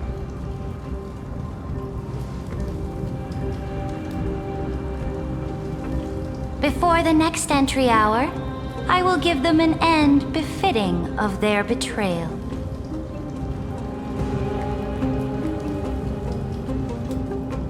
Oh, great Imperator, your ambition certainly eclipses all things. You're still here, Theoros. Of course. As the Theoros, I simply cannot miss this moment, miss witnessing the fall of a nameless one. Or perhaps I am waiting for you to give me an answer. Why would someone as powerful as you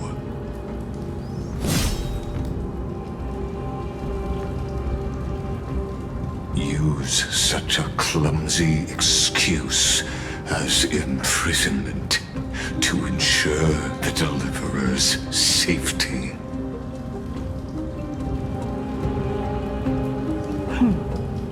So you finally tossed aside your act. I must point out that you are just as impressive an actor. This banquet was always going to be a game of chess, where you would try to control both sides and turn both them and me into your pawns. That's right. That little Imperator never trusted anyone. She was always trying to see which side had more sincerity.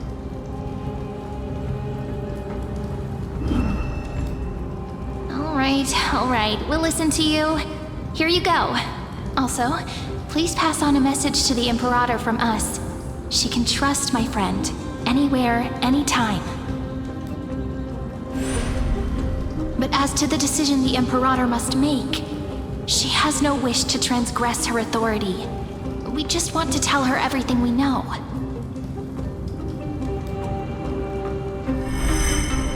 Now, use your identity and add in a bit of experience and charm and testify to the Imperator as we promised.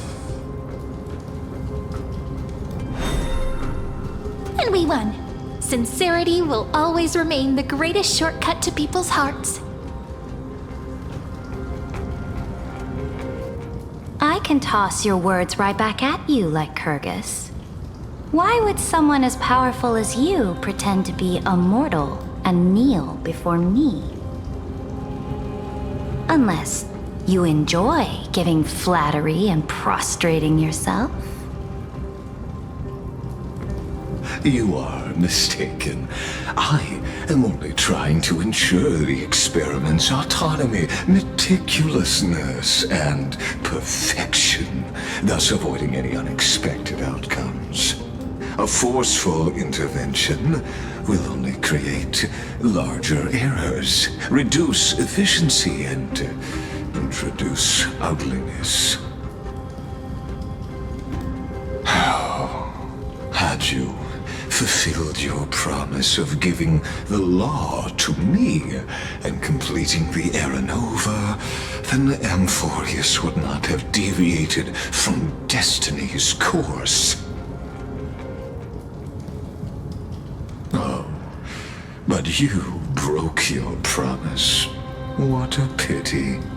In that case, I must carry out my duty as the administrator and eradicate all factors steering the experiment out of control. Factors such as you and her. Careful. Careful. What was that voice?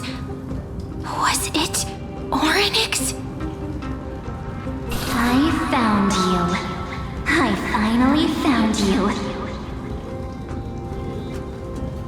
Be careful. This land will face disaster.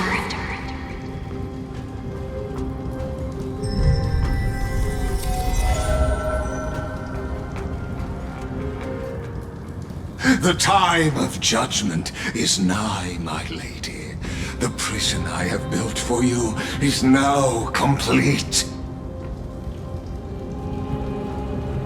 In the name of the erudition, I invite you to step into the same cage as mine.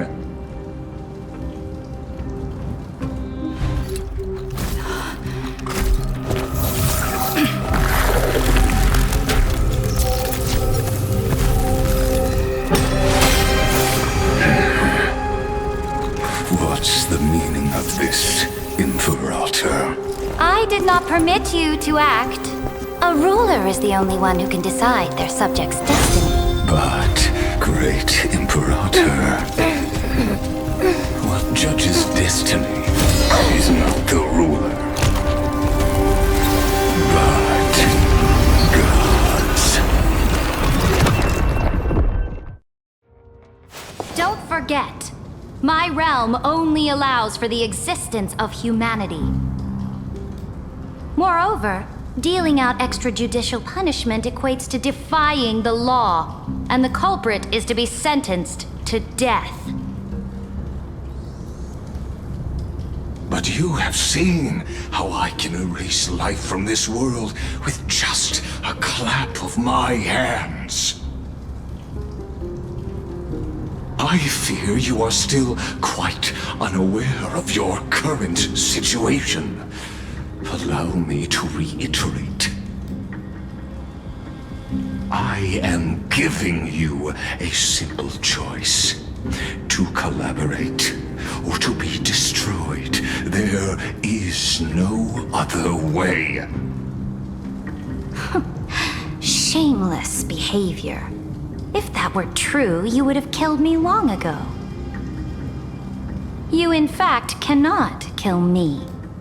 I guessed it the first time I beheaded you. Because of the law, you cannot be completely destroyed. And the same is true of the Chrysos heirs.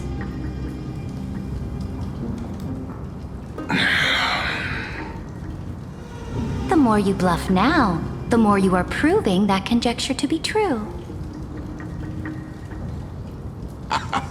What magnificent foresight! I once regarded this precious quality of yours as a sure sign of my ultimate victory. But now, I have to admit that I made a mistake. Yet, as a mere mortal, how will you contend against the Theoros? We are both slaves to hubris. But do you know what differentiates us, Lycurgus? I will never be blinded by my pride. If I wish to break the scale's balance, I only need to appeal to external forces and use them for my own ends.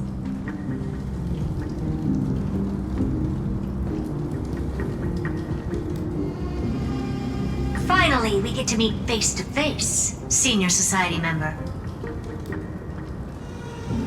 I offer sincere acknowledgments for your many past achievements, but I must deeply regret your current perspective.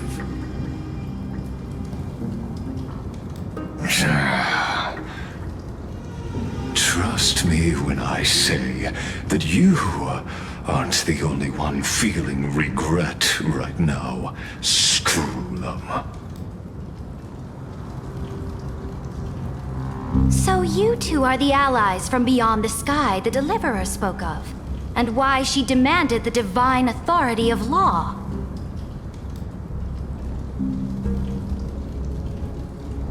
Come and prove your strength to me.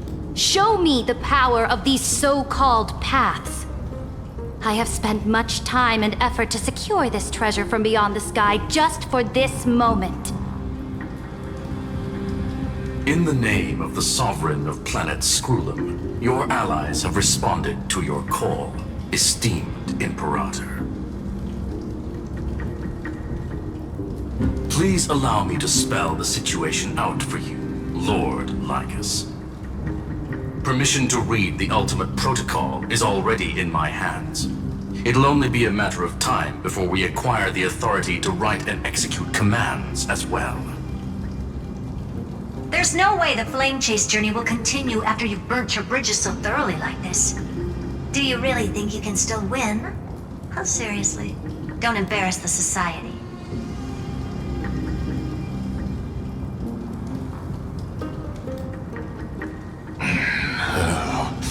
I understand that a near zero possibility does not equate to zero.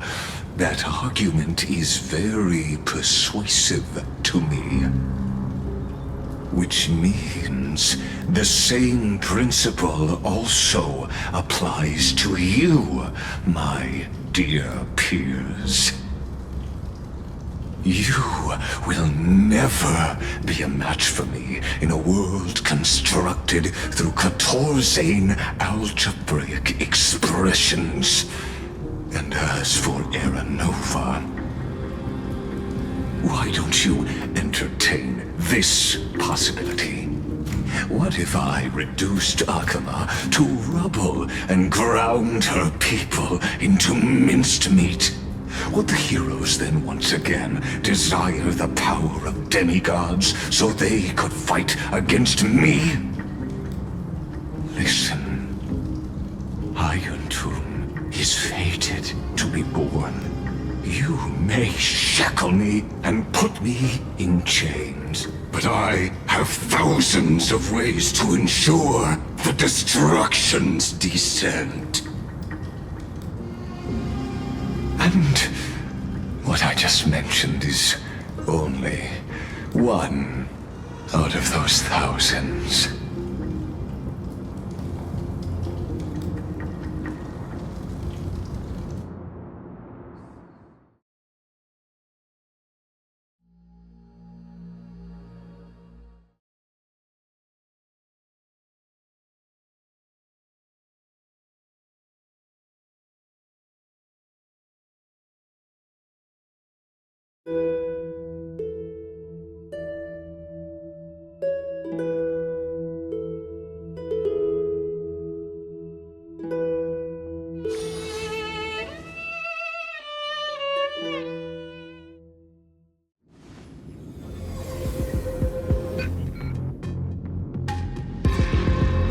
This is the exomyth? This doesn't feel the same as before. How should I get back? Warning! Warning! Warning! Warning! Warning! Warning! Command isolation? Since we parted ways last time, I have modified the exomyth into an audience area exclusive to you. Now, you'll be able to silently wait here for the final act of Amphoreus to begin.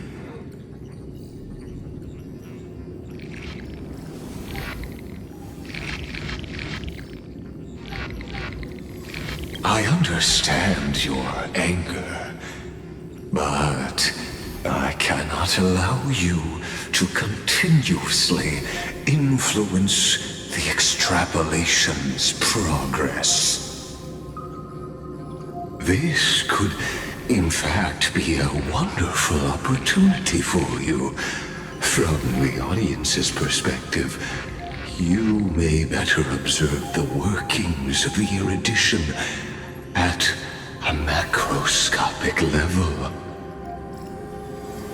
In this place where time flows far slower than within Amphoreus, you will witness the end of that world's saga.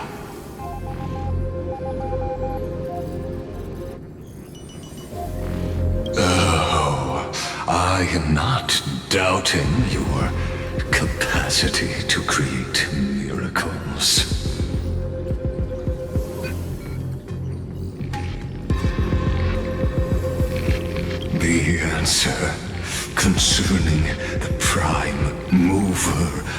life. And the total destruction of the erudition.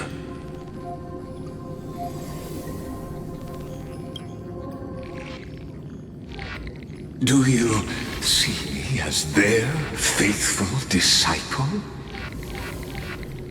I am certainly not. I have tried so hard to ensure Iron Tomb's birth, just so that I can correct the error named erudition that humanity crafted with their own hands.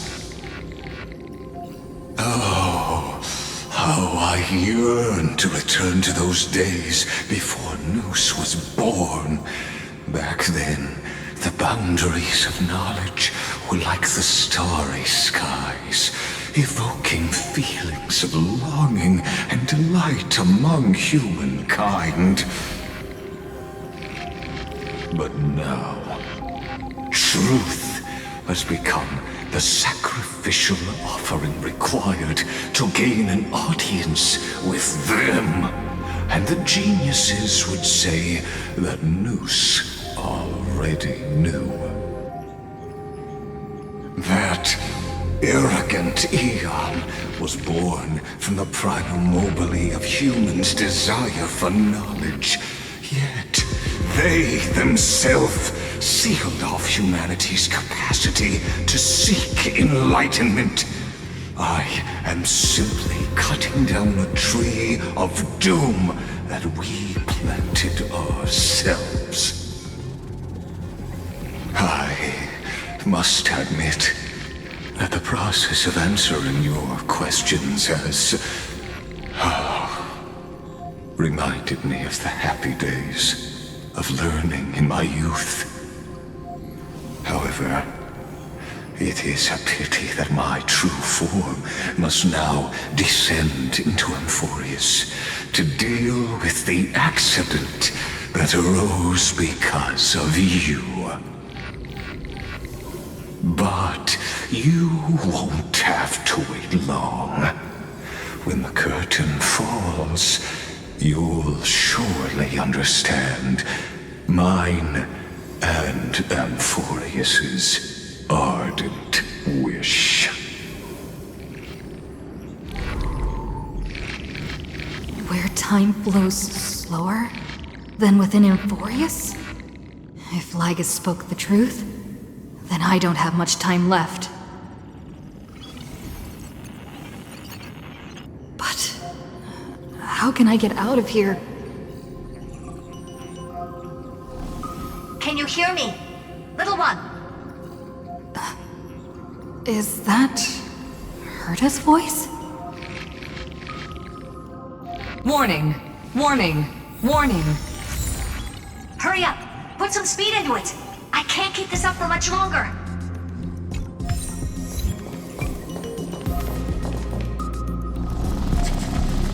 That old Intellitron overlooked one little detail, and Screwy and I finally found an opportunity. Let's keep it short. While you were gone, well, in those few years, Amphoreus...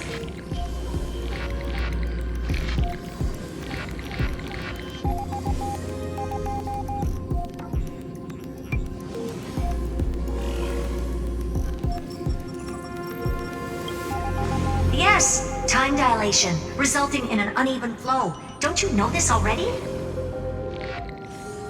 Let's stick to the main points. The Chrysos heirs activated the chronocognitive anchor and helped Skrullum and me open a hole in the firewall. We made some adjustments, so he can't attack us immediately, but it won't hold for long.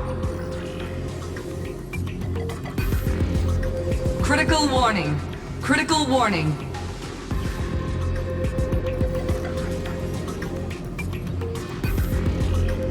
Time is running out. Here's the conclusion. It'll probably take a long time for Screwy and me to completely break this cage before Chrysos heirs have a full grasp of the law.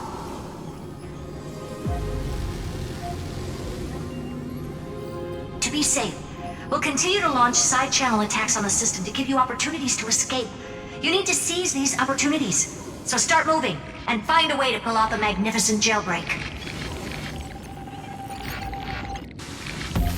We detected another path's influence. Critical warning. Critical warning.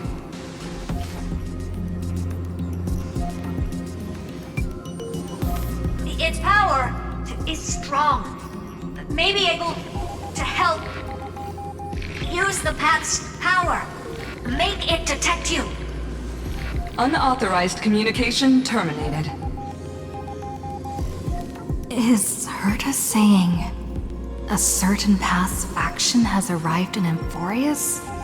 And I can ask them for help? I mastered the powers of different paths in my previous journeys. Think hard and figure out exactly which faction has arrived at Amphoreus, and which path's power I should use to call for reinforcements. Are these showing my memories?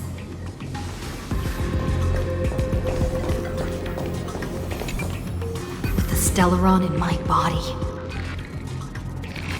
I woke up at the Herta space station and gained the power of the destruction.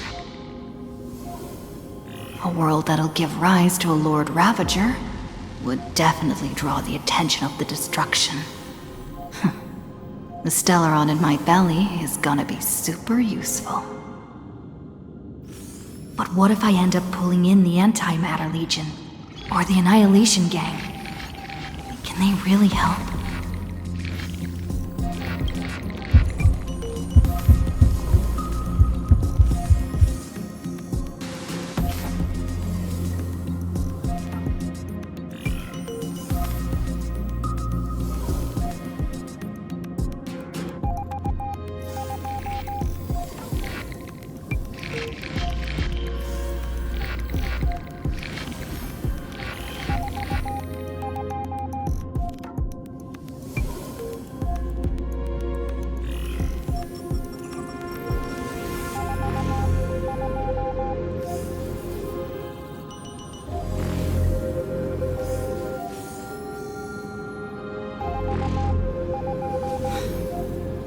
Failure is not necessarily a bad thing.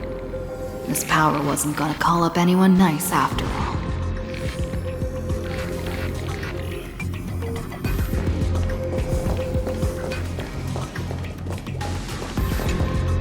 I obtained the flaming lens left by the architects, and gained the power of the preservation in Belobog.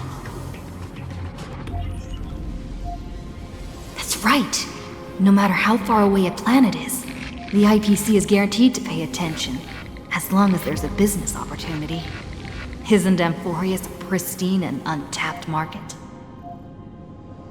Besides, even if I can't call up my friends from the IPC, the architects and the nomadic miners should be able to help too. There are definitely cities and ores in this world.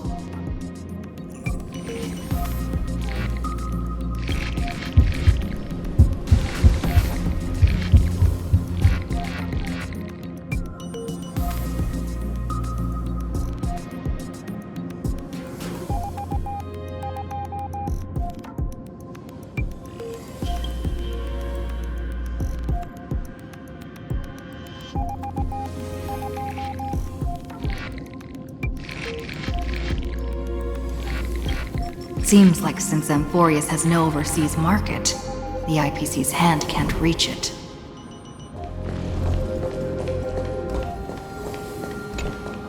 I received the Watchmaker's hat in Penacony, and declared war against the Order, then gained the power of the Harmony. That's right!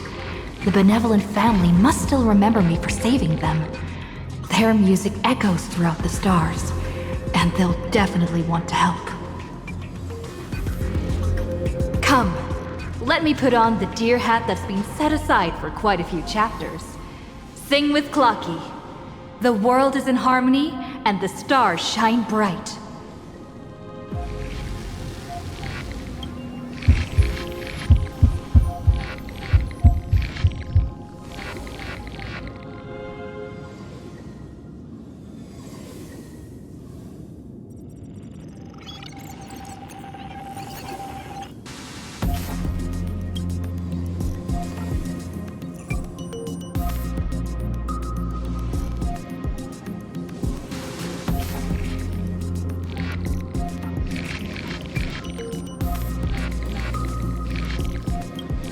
doesn't Lygus want this story to have background music? He has such terrible taste.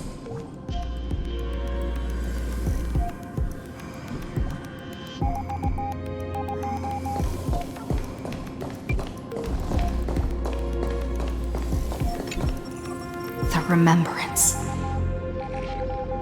That's right. I came to Amphoreus because Black Swan asked us to come. And I even got a glance from Fu Li here. The Garden of Recollection must be intricately involved with Amphoreus.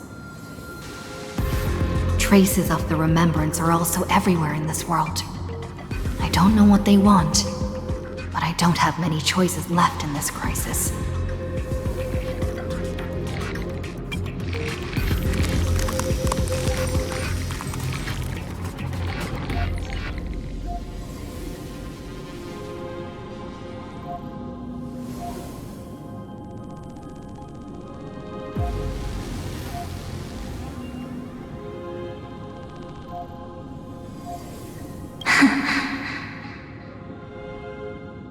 I finally found you. Following the sound of memories. A pathstrider walking both the Remembrance and the Trailblaze.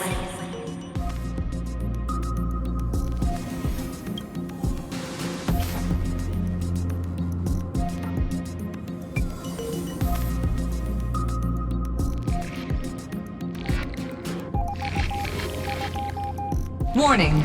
Warning! Warning!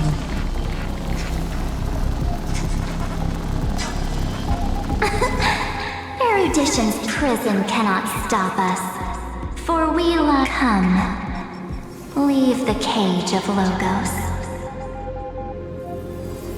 The mythos of Amphoreus waits for you to continue its story.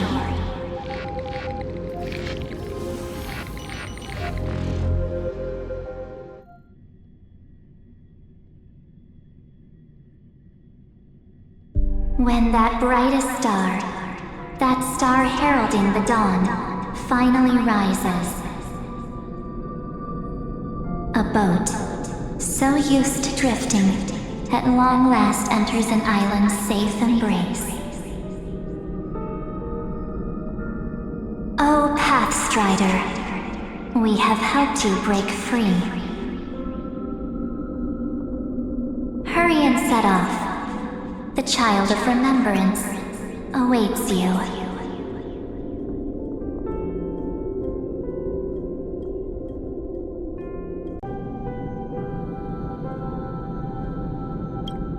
March? What's she doing here?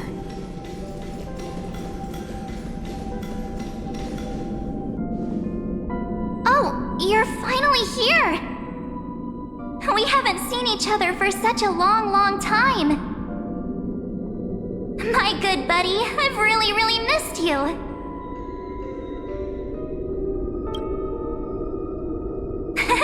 I bet you were constantly thinking about the days when I was by your side. It's been so boring waiting for you in this place. There's no one to chat with, no internet, and not even anything to eat or drink. It's basically a prison.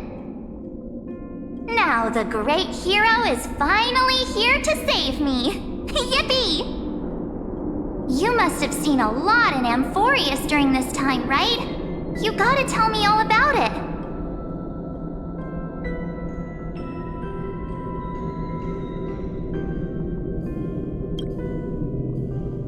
I'm all good. Look at how fit and active I am. But let's get out of this spooky place first. This is not a good spot for a reunion chat. Why don't you take me back to reality? A strange voice told me that I can enter Amphoreus if I keep following this road. So, let's head off. I still don't know what that world even looks like. Why does March feel so weird? What are you standing around for? Do you actually like this place? Get moving. Hurry! This door should be the exit. Maybe my instincts are wrong. Are you okay? You haven't said anything for a while. Has it been so long that you're still missing me? There's no time to waste, though. The Chrysosayers and the Geniuses are all waiting for you. No. The discrepancy is getting worse.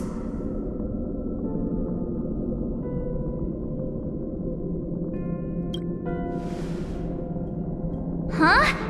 Isn't Amphoreus the world of the Chrysosayers and their hero's journey?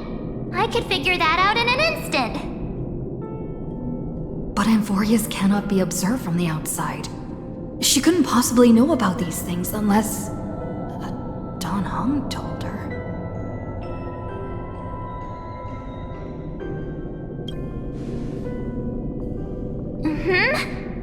No, he's not.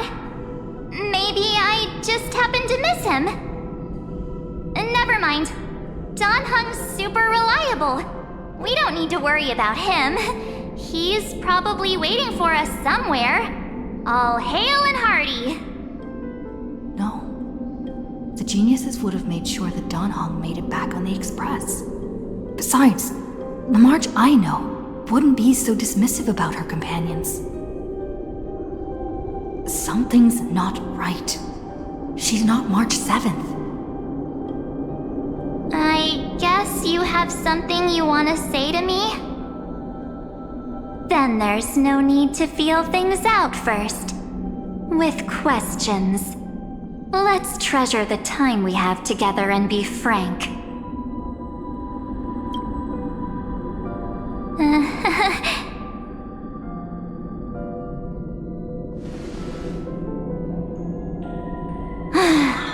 As expected. A glimpse of memory is not enough to deceive the bonds of friendship forged between the Nameless. In that case, there's no need for further deceit. You're right. We're not the March 7th you are acquainted with. But we can send you back to Amphoreus, as long as you are willing to help us.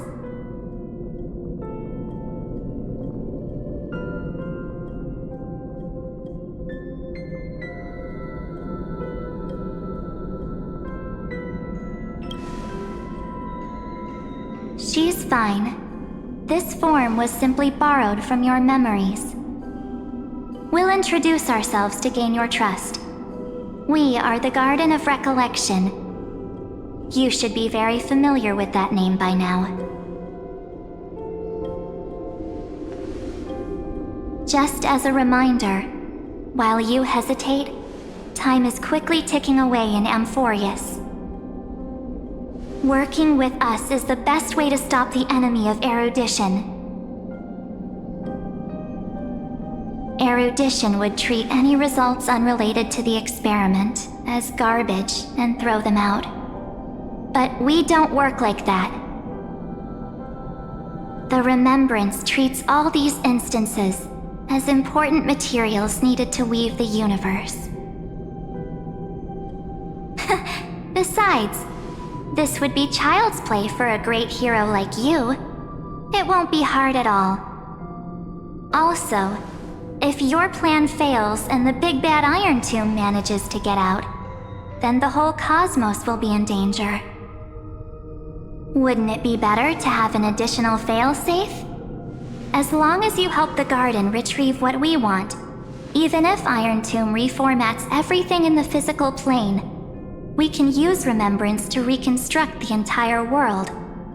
Or, should we say, the entire universe. So help us. Find where Amphoreus' memory began, and bring it out.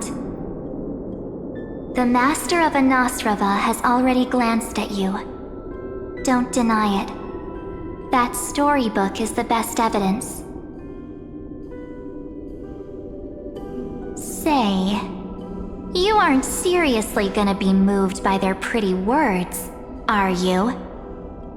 I am the one who commanded those little ones to lead you out of the prison. But I didn't expect to attract little gnats trying to take advantage of the situation. While remembrance can help you return to Amphoreus, there's no need for you to do it the way they want you to. Of course, there's also no need for you to make any deal, or pay any price. For you, this is probably a long time no see. My dear.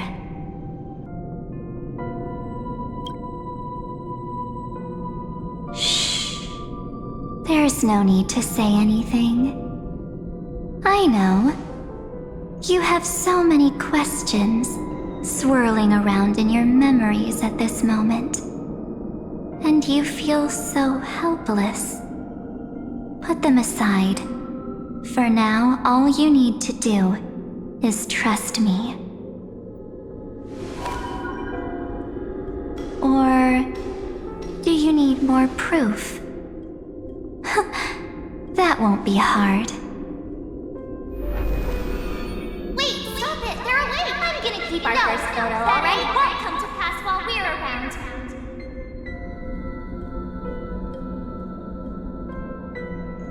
And now, The statue. Is that John Hunter's brother?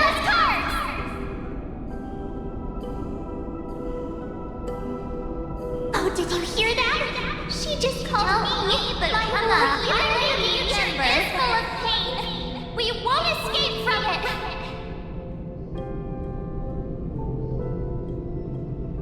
Hey, are you sure?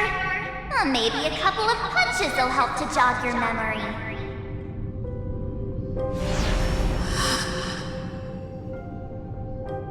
It's as if they all happened just yesterday, right? I don't want to lie to you, which is why I will not use her name. The 3rd month of Amphoreus is the month reserved for the Veil of Evernight. So, place me into your memory using the name Evernight for now. I'm happy to explain more, just not now. We might have a lot of time to ourselves, but Amphoreus does not have that luxury. If we do not stop erudition and destruction, then the journey you've treasured so much will face the prelude to its obliteration. A countdown not in amber eras, but in days, minutes, seconds. So, take this gift, this burning core flame, this footnote of a transaction. It contains hope and the warmth of the entire world. Ripples of past reverie. She hid this fire in the long river of time, hoping that her wishes would transcend time to reach your hands in the future. Now, take it, and return with it, dear friend. Return to Amphoreus, and overturn the final era Nova. Witness the time that stood still for the Deliverer, and the resistance that never bowed to the destiny of destruction over the long years that passed in a flash. Then, with this core flame blessed by the remembrance, respond to their hopes and blaze a trail to the future. And I will silently watch in a corner of time, waiting for our next encounter. I believe the wait won't be too long.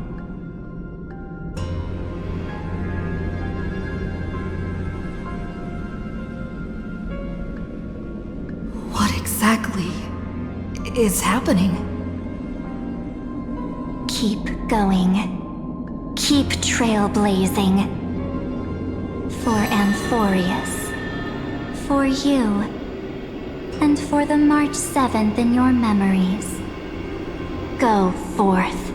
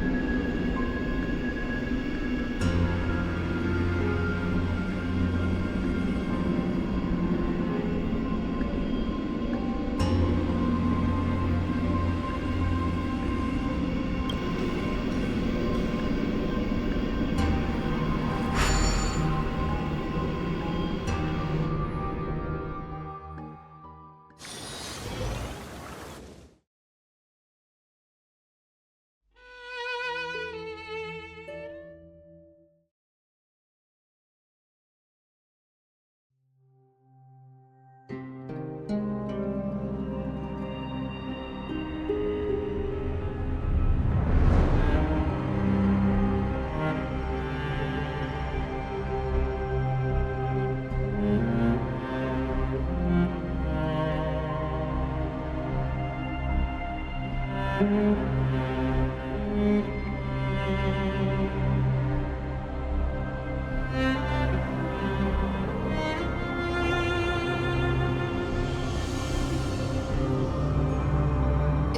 this Akima?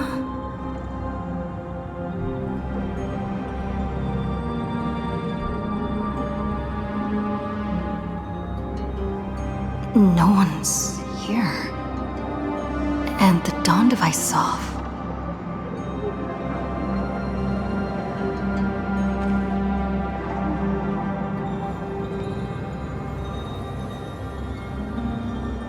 Am I...